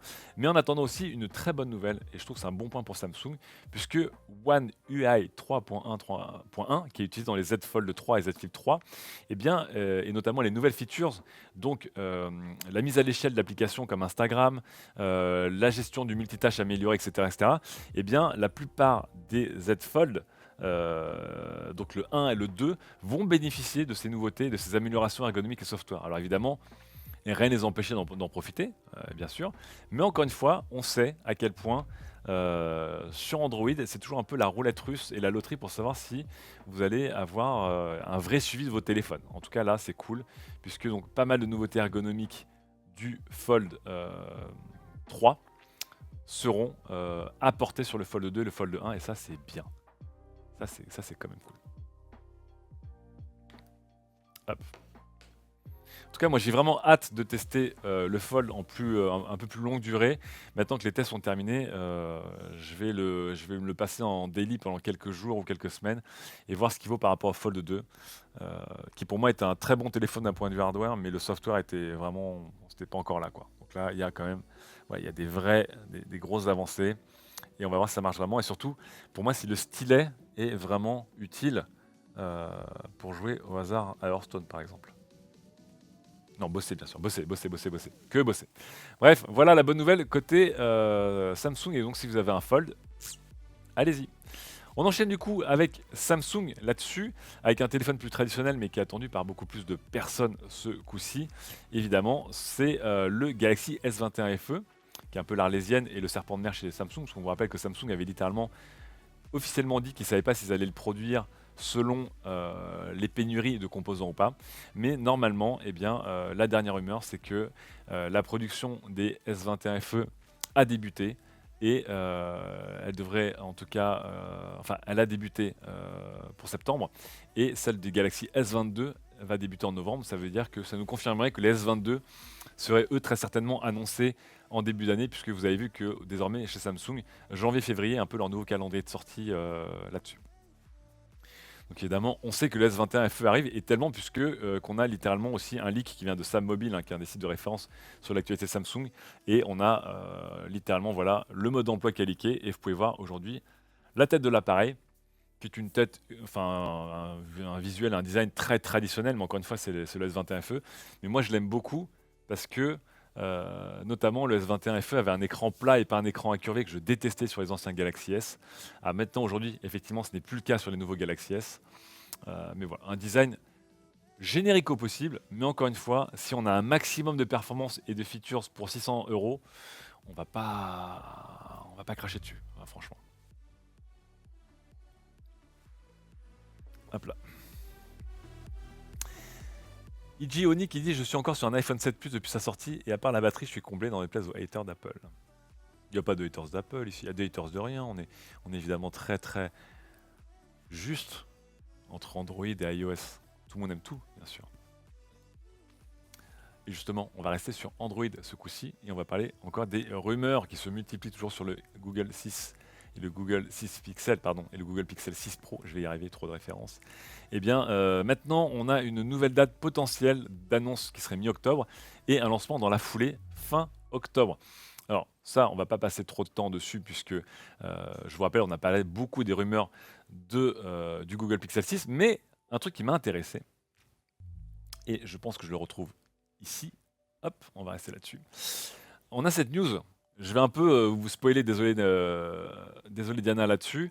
Nikkei Asia qui révèle un peu les objectifs de Samsung sur ses propres CPU. Et donc on apprend que donc, Google va développer ses propres CPU aussi pour ses Chromebooks, et qu'encore une fois, ils veulent la faire comme Apple et produire leur CPU pour leur smartphone avec le Pixel 6 et peut-être avec les Chromebooks. Et ce qui est intéressant aussi, c'est que Google, on apprend via Nikkei Asia que la production de processeurs va aussi augmenter pour leur smartphone, et que Google pense qu'ils vont produire 50% et vendre 50% de plus de smartphones et de Pixel 6 que la génération précédente. Et donc c'est intéressant, vous dites, waouh, c'est ambitieux, attendez, là les mecs ils veulent littéralement vendre 50% de Pixel 6 de plus qu'avant. Et là on a plus ou moins les ventes du Pixel 5, et on apprend, attention tenez-vous bien, je reviens sur la photo du Pixel 6, que l'année dernière, le Pixel 5, globalement, enfin les ventes de smartphones, même pas le Pixel 5, tous les smartphones Google, l'année dernière, se sont vendus à 7 millions d'exemplaires. 7 millions d'exemplaires sur l'année. Donc quand je vous disais que les ventes des pixels, c'est vraiment ridicule, c'est vraiment ridicule. Puisque là, on est à 2% à peu près du marché. 2% du marché, non même pas 2% du marché, je suis bête, pas 2% du marché. On était à 329 millions de smartphones vendus au premier trimestre 2021. Google qui en vend 7 millions. Je vous rappelle encore une fois, hein, un téléphone qui ne se vend pas, c'est pas un téléphone qui est mauvais. Et beaucoup de gens adorent les pixels. Et moi le premier, je trouve que c'est mes téléphones Android préférés. Mais encore une fois, Google n'a jamais réussi à transformer l'essai d'un point de vue commercial. Et donc là, en fait, ils ambitionneraient, truc complètement fou, de passer de 7 à 10 et quelques millions de ventes de pixels sur l'année. Je vous rappelle que Apple vend quasiment 70 millions d'iPhone sur les gros trimestres. Voilà. Donc on est sur du 200 millions d'iPhone, je crois, par an vendus. Donc hier, je rigolais en disant que pour un smartphone Pixel, vous avez 200 iPhones vendus, évidemment je rigolais. Mais en fait du coup, je me rends compte que pour un pixel vendu, il y a plus de 20 iPhones vendus, des iPhones qui souvent coûtent plus cher que ces pixels. Donc c'est pour vous dire un peu le gap qu'on a et le côté vraiment confidentiel des ventes de pixels. Ça commence à se taquiner un petit peu hein, dans le chat, attention. Hein. Attention, je sens que les anti-Apple et les pro-Apple commencent un petit peu à faire leurs échauffements comme ça. Voilà, ils sont en train de faire craquer les doigts et tout. On n'est pas en train de juger.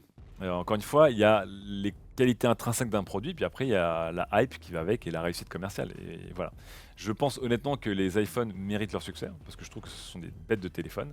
Et je trouve par contre que les Pixels ne méritent pas leur chiffre de vente, parce que je trouve que c'est des bêtes de téléphone, et par contre qui, enfin, pour moi, qui avait quasiment tout pour se vendre comme le téléphone Android de référence, c'est-à-dire même en termes de vente, mais Google n'ayant jamais été, encore une fois, très clair sur leur politique et ils changent un peu leur approche de gamme en gamme. Ils ont un réseau de distribution qui a été longtemps catastrophique. Et encore une fois, pour vendre des téléphones en masse, il faut les trouver partout. Et encore une fois aussi, ils souffrent d'un manque d'image de marque qui font que Google, c'est une marque que tout le monde connaît, mais c'est pas une marque qui fait spécialement rêver comme Apple ou comme Samsung ou même comme Huawei et Xiaomi. Et donc leur téléphone, entre politique floue, tarifaire qui monte, qui descend, qui remonte, sortie un peu vaporeuse, gamme qui se marche les unes sur les autres, c'était un peu compliqué. Et pour des très bons téléphones. Donc là, évidemment, si le Pixel 6 atteint les 10 millions de ventes, on se donne rendez-vous l'année prochaine, on en reparle, ce sera champagne pour Google qui, pour l'instant, fait des très bons téléphones chiants, mais si à un moment tu veux percer dans le game, il faut que tu fasses des téléphones un peu sexy. Et c'est le but de ces... Karl, c'est le but de ces... Ah, Pixel 6. Ouh, qui se veulent beaucoup plus haut de gamme, disruptifs, sexy et surtout qui seront plus chers. Voilà. En tout cas, je leur souhaite le meilleur. J'espère vraiment que ces téléphones vont être à la hauteur de la hype et que ça va être des téléphones très puissants avec une partie photo complètement dantesque. Et alors, juste ça, moi je suis vendu. Mais voilà, encore une fois, faire un bon téléphone, ce n'est que la moitié du chemin. On enchaîne du coup dans les smartphones avec à l'inverse Xiaomi qui lui vend des palanquets de téléphones. Pourquoi? Parce que ils ont des millions de références. Et donc après le Mi 11, le Mi 11i, le Mi 11 Pro, le Mi 11 Ultra, voici le Mi 11T et le Mi 11T Pro. Sachant que dans quelques jours, il y a le Mi 12 qui arrivera. Chez Xiaomi, vraiment, on dirait un restaurant qui a un menu du jour. Tous les jours, tu as un nouveau téléphone. Voilà. Évidemment, c'est une manière pour Xiaomi de rentabiliser sa plateforme. Et donc, même si on ne peut plus les appeler Mi, mais les Xiaomi, directement les 11T, les 11T Pro, eh bien, ce seront des versions évidemment améliorées du Mi 11, sans être au-dessus du Mi 11 Ultra. Est-ce que j'ai été clair ou pas? Je pense pas, et je pense que c'est normal. Du coup, bon, ça arrivera d'ici la fin de l'année. Ça fait partie, je vous rappelle, des 12-13 téléphones encore à annoncer de la part de Xiaomi d'ici la fin de l'année. Mais voilà un peu, hop là. 108 mégapixels pour le 11T Pro, donc j'imagine qu'il va récupérer le capteur du Mi 11 Ultra. 64 mégapixels pour le 11T normal. Évidemment une dalle OLED à 120 MHz, le Snapdragon 888, bref vous connaissez un peu la totale. Je vois pas trop l'intérêt de ces téléphones par rapport au Mi 11 etc. Mais bon, on verra. Donc normalement 15 septembre pour l'annonce de ces deux téléphones qui je imagine vont être des bons téléphones mais Xiaomi c'est... Qui a eu une grand-mère qui te sert une énorme plâtrée de pâtes et t'en peux plus, et elle te regarde et fait mais t'es tout maigre, et elle te resserre une deuxième plâtrée de pâtes dans ton assiette. C'est un peu Xiaomi quand même, tu vois. À un moment t'es là genre, vraiment les gars, j'ai trop, là les smartphones, je suis refait. Eh t'inquiète, blah, mange, ça fait grandir, ça te rend fort, voilà. C'est mamie Xiaomi. C'est Xiaomi, merci Diana. C'est Xiaomi. Allez, on passe pour terminer un peu sur tout ce qui est smartphone et tablette, avec une tablette assez rapidement. Tiens, j'ai une demande d'association Bluetooth sur l'écran de retour. Je sais pas ce qui se passe. Une tablette de chez Samsung avec la Tab S7 FE. Donc encore une fois, hein, la fameuse gamme FE qui est la gamme qui sort après la gamme normale. Et comme pour les téléphones. meilleur rapport qualité-prix. Donc là, plus puissante, moins chère et pas 5G, sachant que je pense que très peu, il y a une clientèle de gens qui utilisent des tablettes Android avec la 5G qui est, je pense, assez réduite. Et donc Samsung évidemment a enlevé la 5G, a mis un SoC plus puissant puisqu'on passe du Snapdragon 750 au Snapdragon 770 ou 778, je ne m'abuse, c'est compliqué avec toutes leurs références. Il est où? 778. Voilà, pour une tablette qui va démarrer à 600 € dans sa version 4 Go plus 64 Go de stockage, 6 Go de RAM, pardon, 64 Go de stockage, et 650 € pour 6 Go de RAM et 128 Go de stockage. Donc on est 70 € quand même moins cher que la table S7 FE 5G. C'est compliqué, hein, toute la référence. Hein. Beaucoup trop de choses. Allez, on a quitté tablette. Donc je vous parlais rapidement, on va parler des ordinateurs. Je vous parlais rapidement du coup de Google qui va, comme beaucoup de gens, rentrer eh bien, écoutez, dans sa phase Apple, c'est-à-dire designer eux-mêmes leur propre SoC pour leur smartphone et leur Chromebook. Donc voilà l'article très complet de Nikkei Asia, si vous voulez le retrouver sur la stratégie de Google sur leur processeur. Ça va être une année très très importante pour eux 2021. Donc je vais passer plus de temps dessus. Scornu qui dit heureusement que Xiaomi va lancer des tablettes pour clarifier tout ça. Bah oui, il y a les Mi Tab qui arrivent aussi, hein, je vous rappelle. On enchaîne du coup. Et attention, là on a une vraie rumeur qu'on n'avait pas vu venir. Attention, le Galaxy Book Fold 17, c'est-à-dire un ordinateur portable 17 pouces pliant de chez Samsung. Sachant que Ice Universe, c'est aussi fait partie des... Je pense qu'il fait partie du top 10 mondial des fuiteurs de nouvelles technologies. Donc il est plutôt safe en général. Et évidemment, on avait vu passer ici rapidement cette possibilité d'avoir un laptop Galaxy pliant dans ce spot à l'époque de chez Samsung. On avait vu passer des protos d'écran. Voilà, S Foldable, voilà, multi-folding. Bonjour, on se réveille, évidemment. Elle est peut-être dans son mobilhome, dans son yacht mobile, hein, on ne sait pas, hein. Qui sait.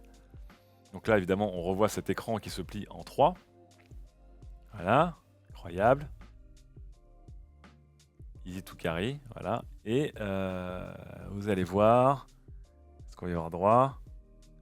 Et donc la caméra sous le panneau. Et là, je ne sais pas si vous voyez, c'est un laptop pliant qui a été montré, mais à l'époque sous forme de proto. Eh bien, il serait possible, voilà, il serait possible que Samsung, eh bien, écoutez, nous sorte ce laptop pliant dans le futur, et il s'appellerait du coup le Surface, oh, j'en peux plus, le Galaxy Book Fold 17 pouces. Mais à voir ce que ça va vraiment, donner, sachant que on a déjà officiellement un laptop pliant à écran pliant, si je ne m'abuse, de chez Lenovo. Mais à voir ce que ça va donner chez Samsung. On aura du coup une sorte d'énorme écran. Alors est-ce que c'est un écran qui fait 17 pouces plus 17 pouces pour la partie inférieure? Est-ce que c'est un écran gigantesque de 17 pouces qui se replie en deux? Je suis pas sûr encore. Mais en tout cas, si Ice Universe balance cette info, il ne la fait pas au hasard. Et je suppute potentiellement que, vu l'actualité de Microsoft autour de Windows, on pourrait peut-être avoir des annonces conjointes avec encore un ordinateur qui sert un peu de vitrine à Windows en tout cas. Hop là.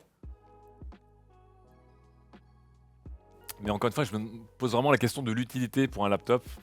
Mais encore une fois, on commence à avoir des réponses pour des smartphones. Hein, donc si on commence à avoir des réponses pour des smartphones, et pour moi c'est plutôt oui, peut-être que pour des ordinateurs, il va y avoir un marché qui va se créer là-dessus. Qui sait, en tout cas. Rendez-vous bientôt. Et en tout cas, en attendant de savoir quand est-ce que ce sera présenté, rendez-vous le 22 septembre. Et ça, c'est à coup sûr. L'image va apparaître, voilà. Avec l'annonce.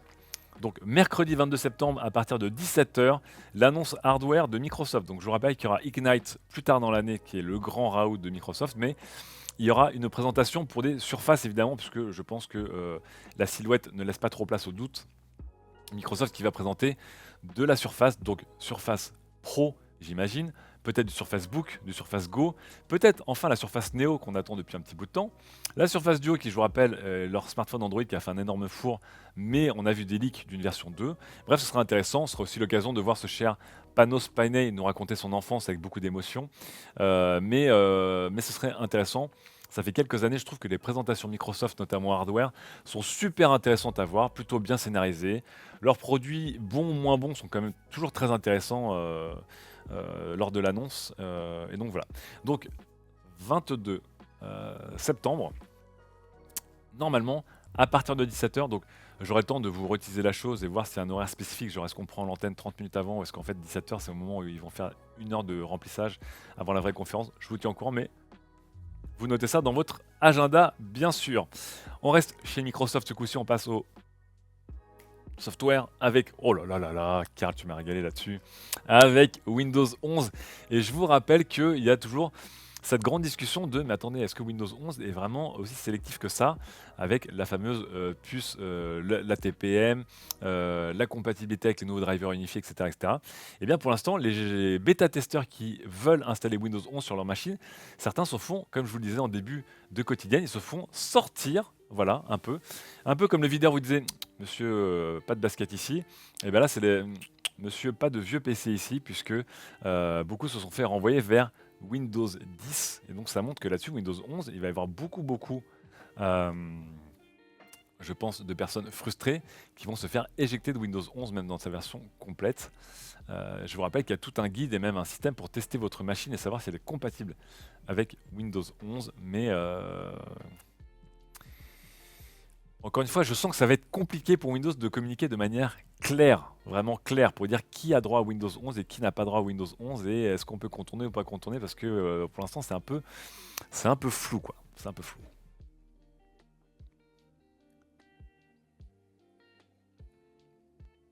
Je sais que la communauté va contourner ça d'Ifraruto 94. Oui, tout à fait. Il va y avoir des versions ISO spécifiques qui font que, ne vous inquiétez pas. Mais le déploiement de Windows 11, pour l'instant, je le trouve pas très clair. Ouais, c'est pas très clair. Il y aura un pass sanitaire Windows 11, nous dit je suis Satan. Potentiellement. Bon, en tout cas, s'il y a des gens qui ont essayé, dites-moi. On continue avec le monde du PC et une bonne nouvelle pour les Français, puisque Shadow, je vous rappelle, a été mis en dépôt de bilan.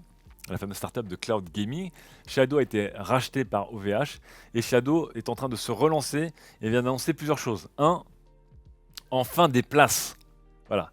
C'est plus facile de trouver une place pour se garer dans Paris, dans le premier arrondissement un samedi soir, que de trouver une place Shadow. Ça fait des mois que des personnes ont essayé de s'inscrire et de payer le service Shadow. Il n'y avait littéralement pas de place disponible pour eux pendant des mois et c'est quelque chose qui a notamment précipité la chute de Shadow. Eh bien, on a annoncé aujourd'hui 5000 places et puis on a aussi annoncé un pivot de la part de Shadow qui va bouger un petit peu du gaming pur pour aller vers les professionnels puisqu'évidemment c'est là où il y a vraiment de l'argent en fait, on va pas se mentir. Les gamers qui font du cloud gaming, il y en a quelques-uns mais pas non plus tant que ça. Et le marché qui va vraiment les faire décoller, ce sont notamment des entreprises ou des créatifs qui ont besoin de grosses machines à distance sans payer tout un parc. Et donc voilà, c'est annoncé. En tout cas, la hausse tarifaire aussi, elle a été actée. On passe à 30 € par mois. Donc à 30 € par mois, il faut vraiment quelque chose d'intéressant. Donc à voir, sachant que les nouvelles machines Shadow que tout le monde attend, notamment avec des GeForce plus haut de gamme que les séries 1000 ou les séries 2000, et des processeurs aussi améliorés, notamment chez AMD. Pour l'instant, il n'y a toujours pas de news là-dessus. Donc voilà, c'est le début. Shadow se remet en marche, on va dire. Et on espère, et on leur souhaite évidemment le meilleur, hein, mais c'est pas sûr. Sonic Online FR qui dit à mon avis les places viennent des gens qui sont des abonnés comme moi. Non, je pense qu'ils ont vraiment libéré des nouvelles places via les nouveaux data centers, j'imagine. Shadow devrait être rhabillé bientôt avec une nouvelle identité visuelle, surtout voilà, et aller en dehors de la cible des joueurs. En 2016, Emmanuel Freund, cofondateur, nous expliquait que réussir sur le jeu vidéo, techniquement, la tâche la plus difficile à réaliser en matière de cloud, permettrait à l'entreprise d'être armée pour tout type de clientèle par la suite. C'est sûr que si un joueur de Valorant te dit que ça marche bien, je pense qu'un joueur de Photoshop, il n'aura pas trop de problèmes. Aujourd'hui, Shadow ne se cache pas de vouloir séduire une cible B2B. a l'air, les clients professionnels étant nombreux à chercher des solutions telles que celles proposées. Effectivement, je pense que demain, avec le télétravail, le flex office, les parcs informatiques à gérer, ça pourrait être une bonne solution.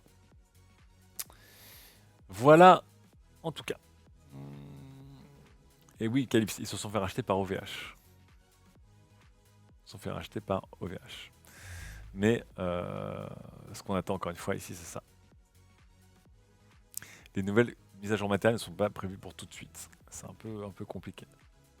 Faudrait que je regarde si ma configuration Shadow elle a bougé. J'ai un Shadow de test presse que j'utilise pas trop en ce moment, mais qui était globalement une GTX 1080 quoi. Et pour les gamers, une 1080, ça reste très correct.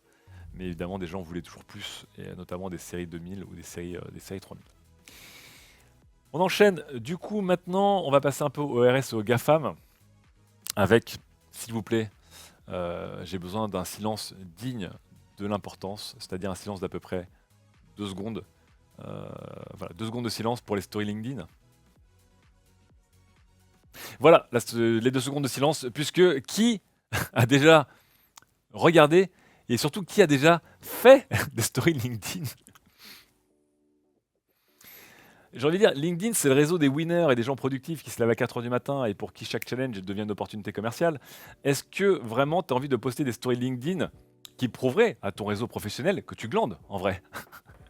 Bon, donc on a oublié que LinkedIn, je vous rappelle, c'est un peu le gars corporate, un peu coincé du cul des réseaux sociaux, hein. Voilà, il voudrait être cool comme tout le monde, mais le problème c'est qu'il est pas cool, il est juste là pour gagner de l'argent.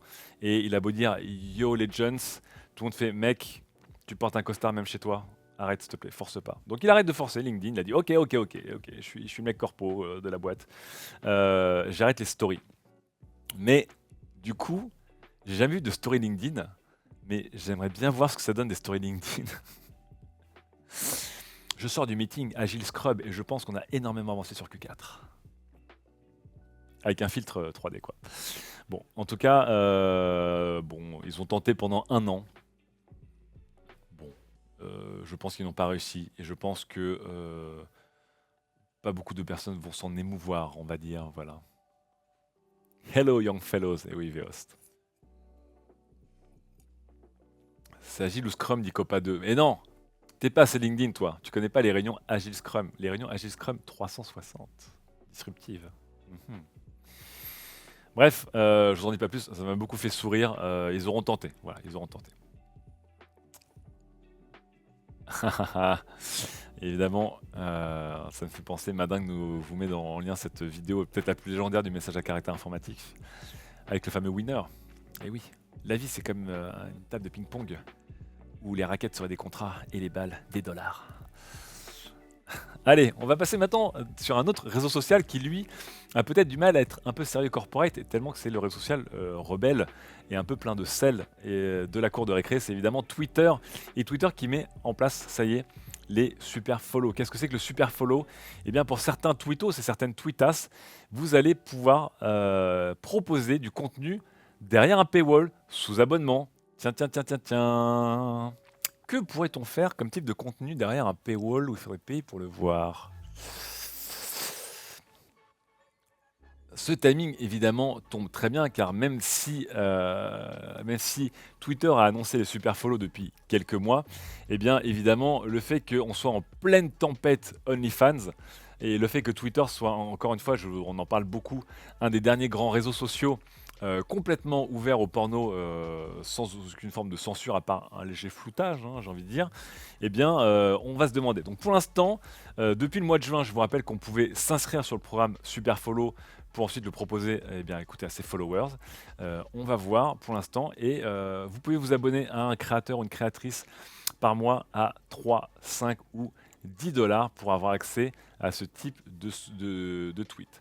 Et le premier line-up, ce sont 4 tweetos et tweetos. Donc j'imagine quelqu'un qui est spécialisé en make-up.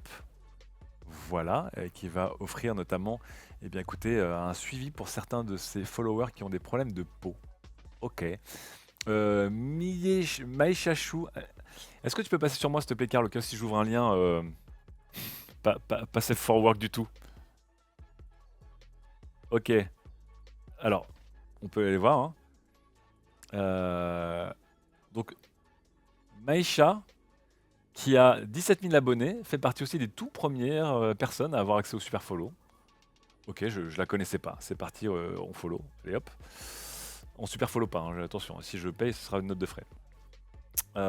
King Josia 54 qui va offrir des analyses sportives en profondeur, très bien. Et le tarot by Bronx, qu'est-ce que c'est que ça?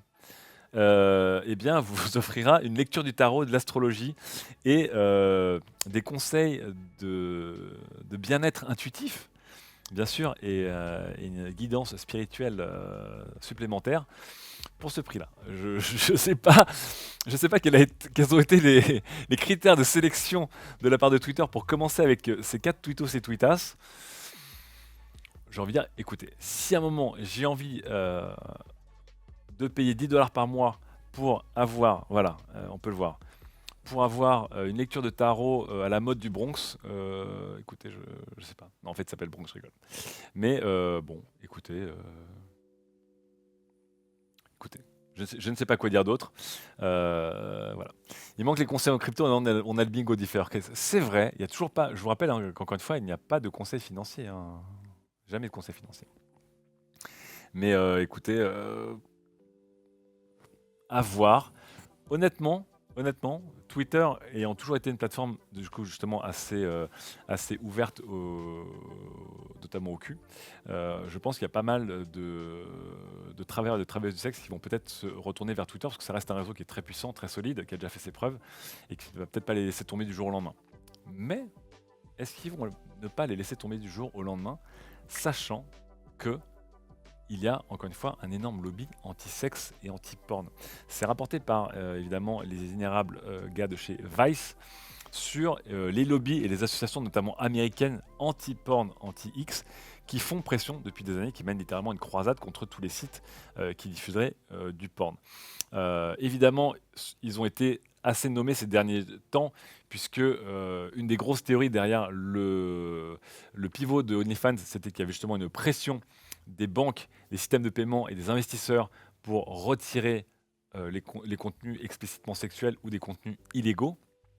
On sait aussi que là-dessus, c'est quelque chose qui est arrivé aussi à Patreon, mais aussi d'une certaine manière à Pornhub, qui est arrivé aussi à Tumblr. Il y a une énorme pression. En fait, il y a une bataille morale et politique et pas que financière. Le financier, ce n'est que le moyen de pression sur est-ce que des réseaux sociaux peuvent ou pas montrer du contenu adulte et notamment à caractère sexuel. Et donc, Motherboard a un excellent dossier qui raconte qui sont les acteurs derrière cette lutte anti-porn aux États-Unis et qui, en fait, sous couvert de protéger eh bien, écoutez, les personnes les plus innocentes d'une exploitation sexuelle, par exemple, qui existe, il ne faut pas se mentir, d'abus de contenu à caractère pédopornographique, etc., en fait, essaye plus globalement de limiter la présence du sexe sur les réseaux sociaux et évidemment, ils pèsent tout ce qu'ils peuvent là-dessus. Donc on parle notamment du National Center on Sexual Exploitation, le NCOSE, qui avant s'appelait Morality in Media. Donc là, c'était clairement... ils se sont dit, bon les gars, là c'est un peu trop lourd comme nom, on va plutôt se renommer dans une sorte de faux centre de recherche, hein. Ça va faire un petit peu, ça fait un peu l'INSEE, hein, mais Lindsay Lohan, pardon, mais à l'américaine. Bon, en tout cas, c'est un excellent article pardon, de la part de Motherboard et qui raconte toutes les actions de ces associations et de ces organisations pour censurer, en tout cas, la présence de sexe et de pornographie sur l'Internet, notamment américain, évidemment. Donc c'est intéressant, c'est pas aussi noir et blanc qu'on pourrait l'imaginer, puisque derrière, c'est quand même des efforts beaucoup des gouvernements et des plateformes et de beaucoup d'associations de protéger aussi des personnes qui sont exploitées, qui sont abusées, qui sont agressées, etc. Des personnes aussi mineures, qu'elles soient devant ou derrière la caméra. Donc il y a des vrais enjeux très très importants, encore une fois. On en a beaucoup parlé cet été, notamment avec le fameux scan d'Apple anti-CSAM. Mais là-dessus, encore une fois, on est plus dans une bataille morale avec d'un côté, on va dire, une approche très mormone, on va dire, du sexe et des travailleurs du sexe face à une approche plus libertaire, on va dire, là-dessus. Mais c'est très intéressant puisque ils ont été interrogés beaucoup de personnes d'un côté et comme de l'autre et dans les deux camps. Allez lire, c'est ma lecture du jour. Si vous avez un bon niveau d'anglais, parce que c'est pas l'article le plus facile à lire en tout cas. Il m'a pris un petit peu de temps ce matin. Voilà. On va rester dans le lobbying, mais on va aller de l'autre côté. On parlait un peu des gens qui veulent faire du lobbying pour faire la pression sur nos pauvres GAFAM. On va maintenant parler justement des entreprises qui, elles, font pression sur nos pauvres politiques, avec un rapport assez alarmant et alarmiste qui a été publié récemment, notamment sur l'Union européenne et le Corporate Europe Observatory et le Lobby Control, tous les deux estiment que, eh bien, écoutez, le poids et l'argent déversé sur les politiques européens ne fait qu'augmenter ces derniers temps pour évidemment influencer sur les lois de l'économie numérique de l'Union européenne. Je vous rappelle que le lobby, c'est quelque chose qui est clairement un sport, enfin aux États-Unis, c'est un sport comme le basket, hein, donc ils s'en cachent pas du tout. En Europe et surtout en France, c'est quelque chose qui est très très tabou, même si encore une fois ça existe. Mais en tout cas, les deux ONG, eh bien écoutez, enfin le centre de recherche et l'ONG publient ce rapport où ils sont vraiment très inquiets. Au fur et à mesure que le pouvoir de marché des géants technologiques mondiaux a grandi, leur poids politique est devenu tout aussi significatif et un déséquilibre s'est un peu à peu installé entre leur capacité significative à défendre leurs intérêts et celle des associations de consommateurs, ONG et syndicats en tout cas. Maintenant que l'UE tente de maîtriser les aspects les plus problématiques de la big tech, de la désinformation et la publicité ciblée aux pratiques de concurrence déloyale, les géants du numérique exercent un lobbying intense pour façonner les nouvelles réglementations, souligne le rapport intitulé The Lobby Network. En tout cas, très intéressant et puis important aussi sur ce rapport de lobby là-dessus. Ça devrait être interdit le lobbying, c'est vraiment la pire pratique possible, dit Fire Chris. Je trouve ça assez incroyable, mais en fait surtout que le lobby soit littéralement à ciel ouvert. Je pensais que moi c'était un truc de mafieux, tu t'échangeais des pots de vin, un peu comme, encore une fois, ta grand-mère qui, pas la grand-mère qui te remet une louchée de pâtes, mais ta grand-mère c'est qui te glisse un peu d'argent dans la poche en disant tiens c'est pour toi, fais ce que tu veux avec, ne dis rien à tes parents. Ben, je pensais que c'est ça le lobbying. Et quand je vois qu'aux États-Unis, tu peux littéralement retrouver des rapports officiels pour savoir combien d'argent a reçu tel politicien ou politicienne de telle marque, c'est juste, c'est littéralement open source le truc. Donc, c'est mal comprendre ce qu'est le lobbying, dit Wasabi. S'il y a des spécialistes du lobbying dans le chat, allez-y. Est-ce qu'il y a une fois le lobby a été bénéfique pour les gens du VXL? Tout à fait, le lobbying a été très très très bénéfique pour des personnes qui bossent pour les marques qui font du lobbying, évidemment. Pour le reste, la quadrature du net, par exemple, c'est aussi un équivalent de lobby. Oui, oui, bien sûr. C'est pour ça que je vous parlais des lobbies, notamment anti-porn, qui ne sont pas des grandes entreprises. Là, je parle plutôt des lobbies des grosses entreprises. Et effectivement, des lobbies sont des groupes d'influence et des groupes de pression. Voilà. Donc évidemment, ça peut être tout et n'importe quoi. Ça peut être les Sleeping Giants, comme ça peut être le lobby du tabac, bien sûr, bien sûr. Donc encore une fois, le lobby en lui-même, c'est-à-dire se battre pour mener des idées, avoir de l'influence, évidemment, tout le monde le fait. Mais ensuite, certaines pratiques de lobbying, évidemment, sont beaucoup plus discutables, en tout cas. Alors, justement, en parlant de lobby, de réglementation, etc., je vous rappelle que la France malgré les pressions et peut-être les lobbies de la part de Google, la France a infligé une amende de 500 millions de dollars à Google pour cette histoire de droits voisins. Et Google, évidemment, classique, ils font appel. Hein. Je veux dire, à 500 millions de dollars, ce serait bête de ne pas tenter. Quand même, Google conteste l'amende record de 500 millions d'euros infligée par l'autorité de la concurrence française pour non-respect de ses obligations concernant la rémunération des droits voisins aux éditeurs et agences de presse. Donc voilà, Google qui sont endossés pour dire qu'ils ont été réglo. Ils ont fait valoir que l'accord passé avec les éditeurs et agences de presse français en janvier 2021 a été de nouveau amendé pour ne plus se limiter au seul titre de presse labellisé d'information politique générale, IPG. Ce dernier était dans le collimateur de l'autorité de la concurrence, qui a fait valoir que celui-ci ne répond pas aux injonctions imposées aux joueurs américains en avril 2020, en tout cas. Donc pour Google, ils ont joué le jeu qui leur a été imposé, ils ont respecté les règles, et pour l'autorité française de la concurrence, ils n'ont pas joué les règles. On va voir en tout cas, ce serait bien... Est-ce qu'ils vont se prendre une amende ou pas? 500 millions de dollars, on est quand même dans le très très haut du panier des amendes. Hein. On attaque les records de Microsoft de la grande époque là-dessus.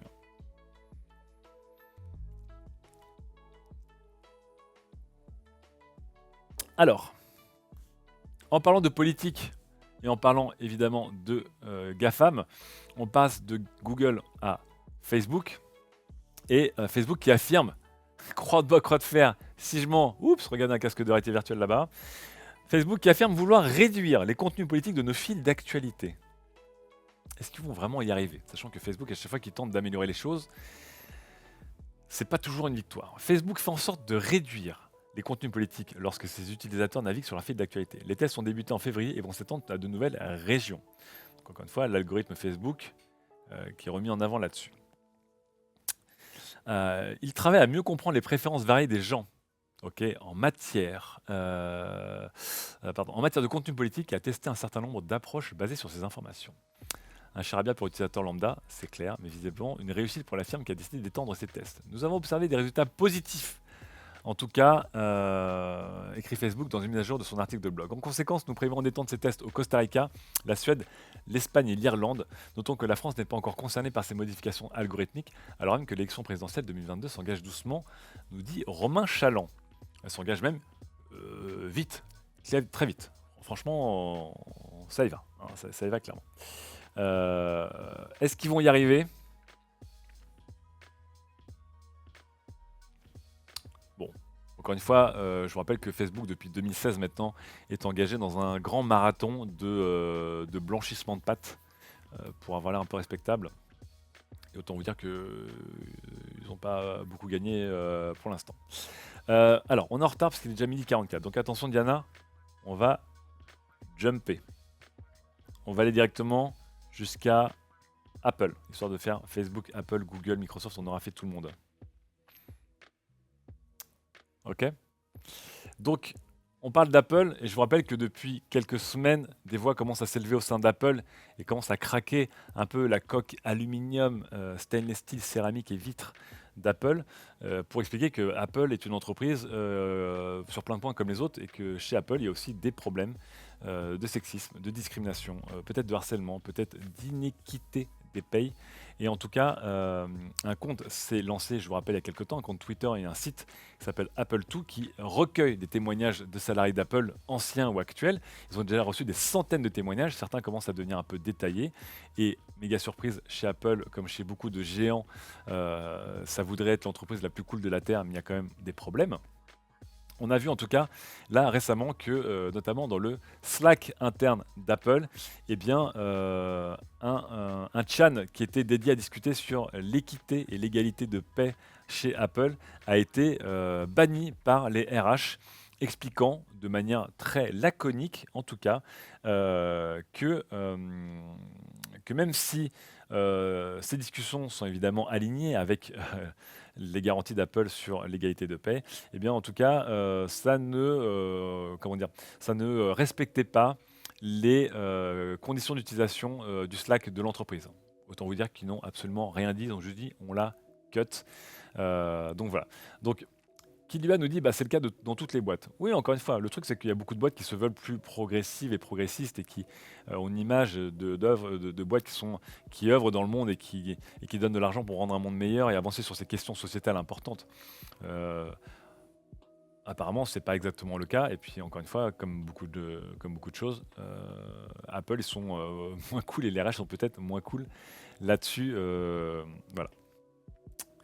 Mais il y a d'autres channels qui sont restés en tout cas, hein, puisque même si les règles font que, comment dire, tous les channels, les activités et les hobbies qui ne sont pas reconnus comme des clubs d'employés Apple officiels ne sont pas permis, ne devraient pas être créés sur le Slack de l'entreprise en tout cas, donc c'est un peu l'excuse aussi plus précise des RH, eh bien on se rend compte selon des fuites que sur le Slack d'Apple, eh bien il y a des chats qui sont fun dogs, dad jokes ou gaming, évidemment. Donc encore une fois, Apple qui se retrouve un peu face à ces contradictions de vouloir être une entreprise cool et progressiste avec des gens de tous horizons qui s'aiment à longueur de présentation. Mais peut-être qu'en interne, ça ne se passe pas exactement comme ça.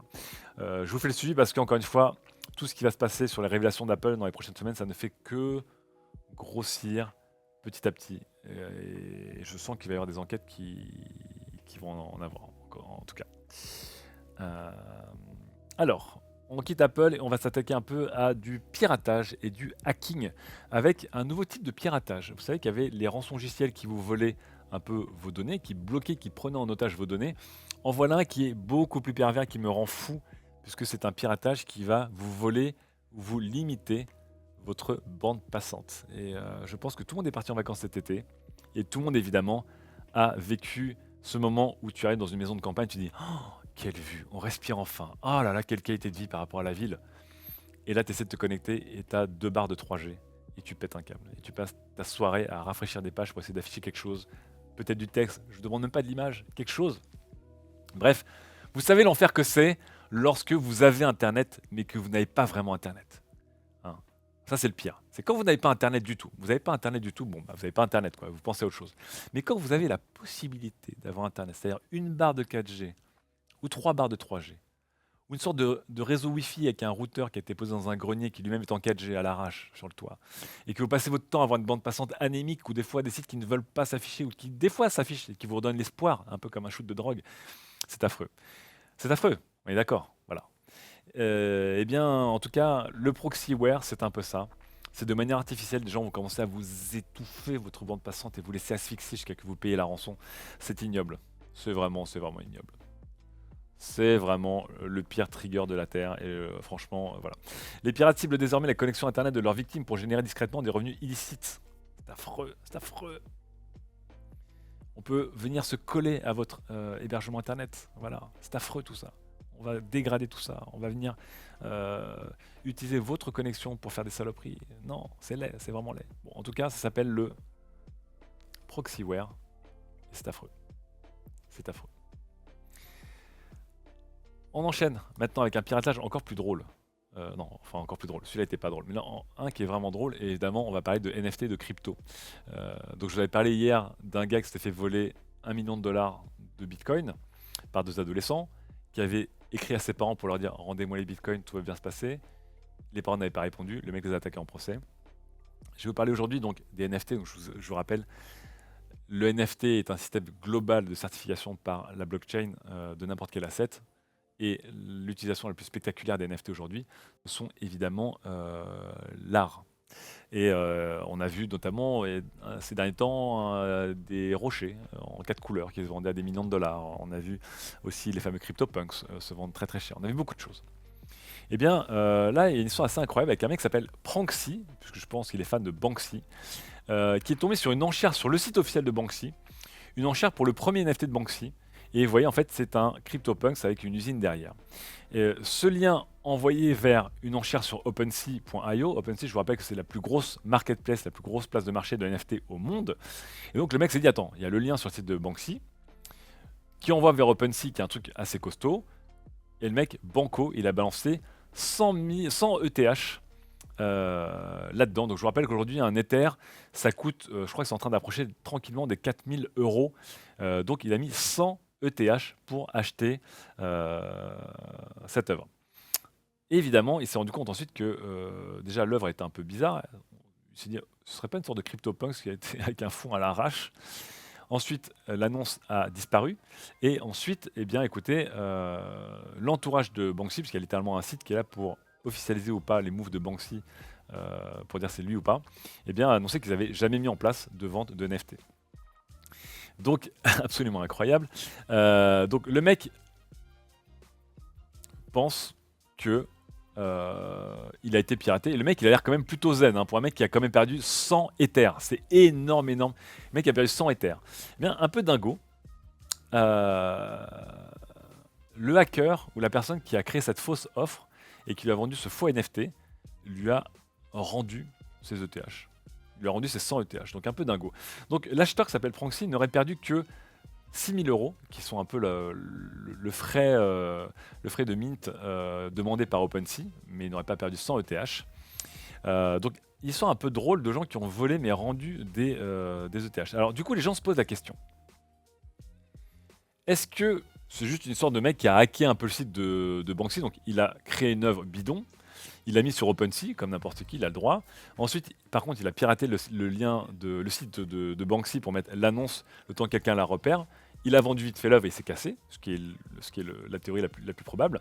Mais d'autres gens se disent, est-ce que justement, c'est pas Banksy lui-même qui a joué là-dessus, parce qu'on sait que Banksy, c'est le fameux artiste à méditer, hashtag à méditer. Et est-ce que ce serait pas Banksy qui lui-même a voulu dénoncer la merde qu'est le NFT en créant une fausse annonce sur son site, en arnaquant une personne avant de lui rendre son argent. Et puis des gens se demandent si même ce Pranksy lui-même ne fait pas partie de la blague, puisque Pranksy, c'est un mélange de Banksy et de prank. Alors lui, il a donné son identité, c'est un acheteur très sérieux, pas de souci. Mais du coup, c'est toujours la même chose avec Banksy, qui je vous rappelle est un artiste vraiment qui passe son temps à mettre en situation ses propres œuvres. Et la dernière fois, justement, il a vendu aux enchères une de ses œuvres qui s'est autodétruite, qui s'est déchirée comme dans vous savez, les corbeilles qui découpent les bouts de papier en direct. Et depuis, son œuvre semi-détruite est devenue encore plus chère parce que son envie de saboter la vente aux enchères était vue par les acheteurs et les collectionneurs et spéculateurs comme un incroyable mouvement artistique. Hein, c'est le fameux genre qu'est-ce que l'audace au sujet du bac. Et donc les gens se disent est-ce que c'est encore justement une blague de Banksy pour critiquer lui-même le fait que Banksy pourrait être victime des NFT, parce que les NFT c'est tout et n'importe quoi. On ne sait pas en tout cas, mais l'affaire est plutôt drôle là-dessus. Et on terminera là-dessus parce qu'il est déjà bientôt 13h, on est un peu en retard du coup, je vous rappelle, il y avait beaucoup d'actu. Je garde les autos chauds et je vous expliquerai aussi pourquoi peut-être Richard Branson a frôlé la mort avec son vol inaugural dans le semi-espace. On parlera de SVOD, de Canal+, on parlera notamment aussi de la guerre toujours entre Elon Musk et Jeff Bezos. On parlera de Xi Jinping qui est en train de taper sur les doigts des milliardaires chinois. On parlera des enfants et des écrans, bref, on parlera de plein de choses, mais ce sera pour demain et j'imagine que demain on aura le temps de parler de tout ça. En tout cas, j'espère que vous aurez apprécié cette quotidienne. On aura vu des semi-arnaques artistiques, on aura vu un OS, nouvel OS qui a pris ça avec des vieux ordinateurs, on aura vu encore un téléphone Xiaomi, on aura peut-être vu une automobile Xiaomi, on aura vu un beau pick-up, on aura vu un beau yacht sur roue, on aura vu des jolies motos, on aura vu des vélos qui font débat, on aura vu aussi les ambitions ridiculement basses de Google avec ses pixels pour qui on a une hype ridiculement haute. On aura parlé de lobbying, on aura parlé de Q et d'anti-Q sur Twitter, bref. Et puis surtout la news la plus importante, vous le savez, on dira encore une fois au revoir aux stories sur LinkedIn. Je vous rappelle, dans le chat, 2 secondes de silence. Voilà. RIP, petite stories partie trop tôt, mais qui n'aurait jamais dû en fait arriver, quoi qu'il arrive.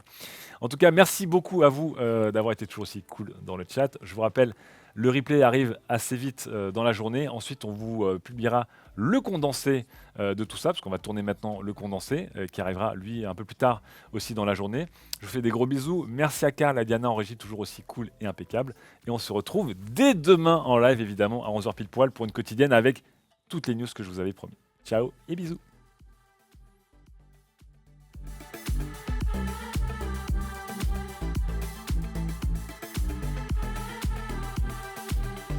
Oui, N Muller de couche, je sais pas ce que c'est que ce pseudo. Les replays sont sur YouTube. Il faudrait que je montre à chaque fois la chaîne YouTube. Allez voir, abonnez-vous, YouTube, les numériques, pouce bleu, abo, mettez les pouces bleus. Bien sûr, comme disait ce cher collègue, des gros bisous. Allez manger maintenant.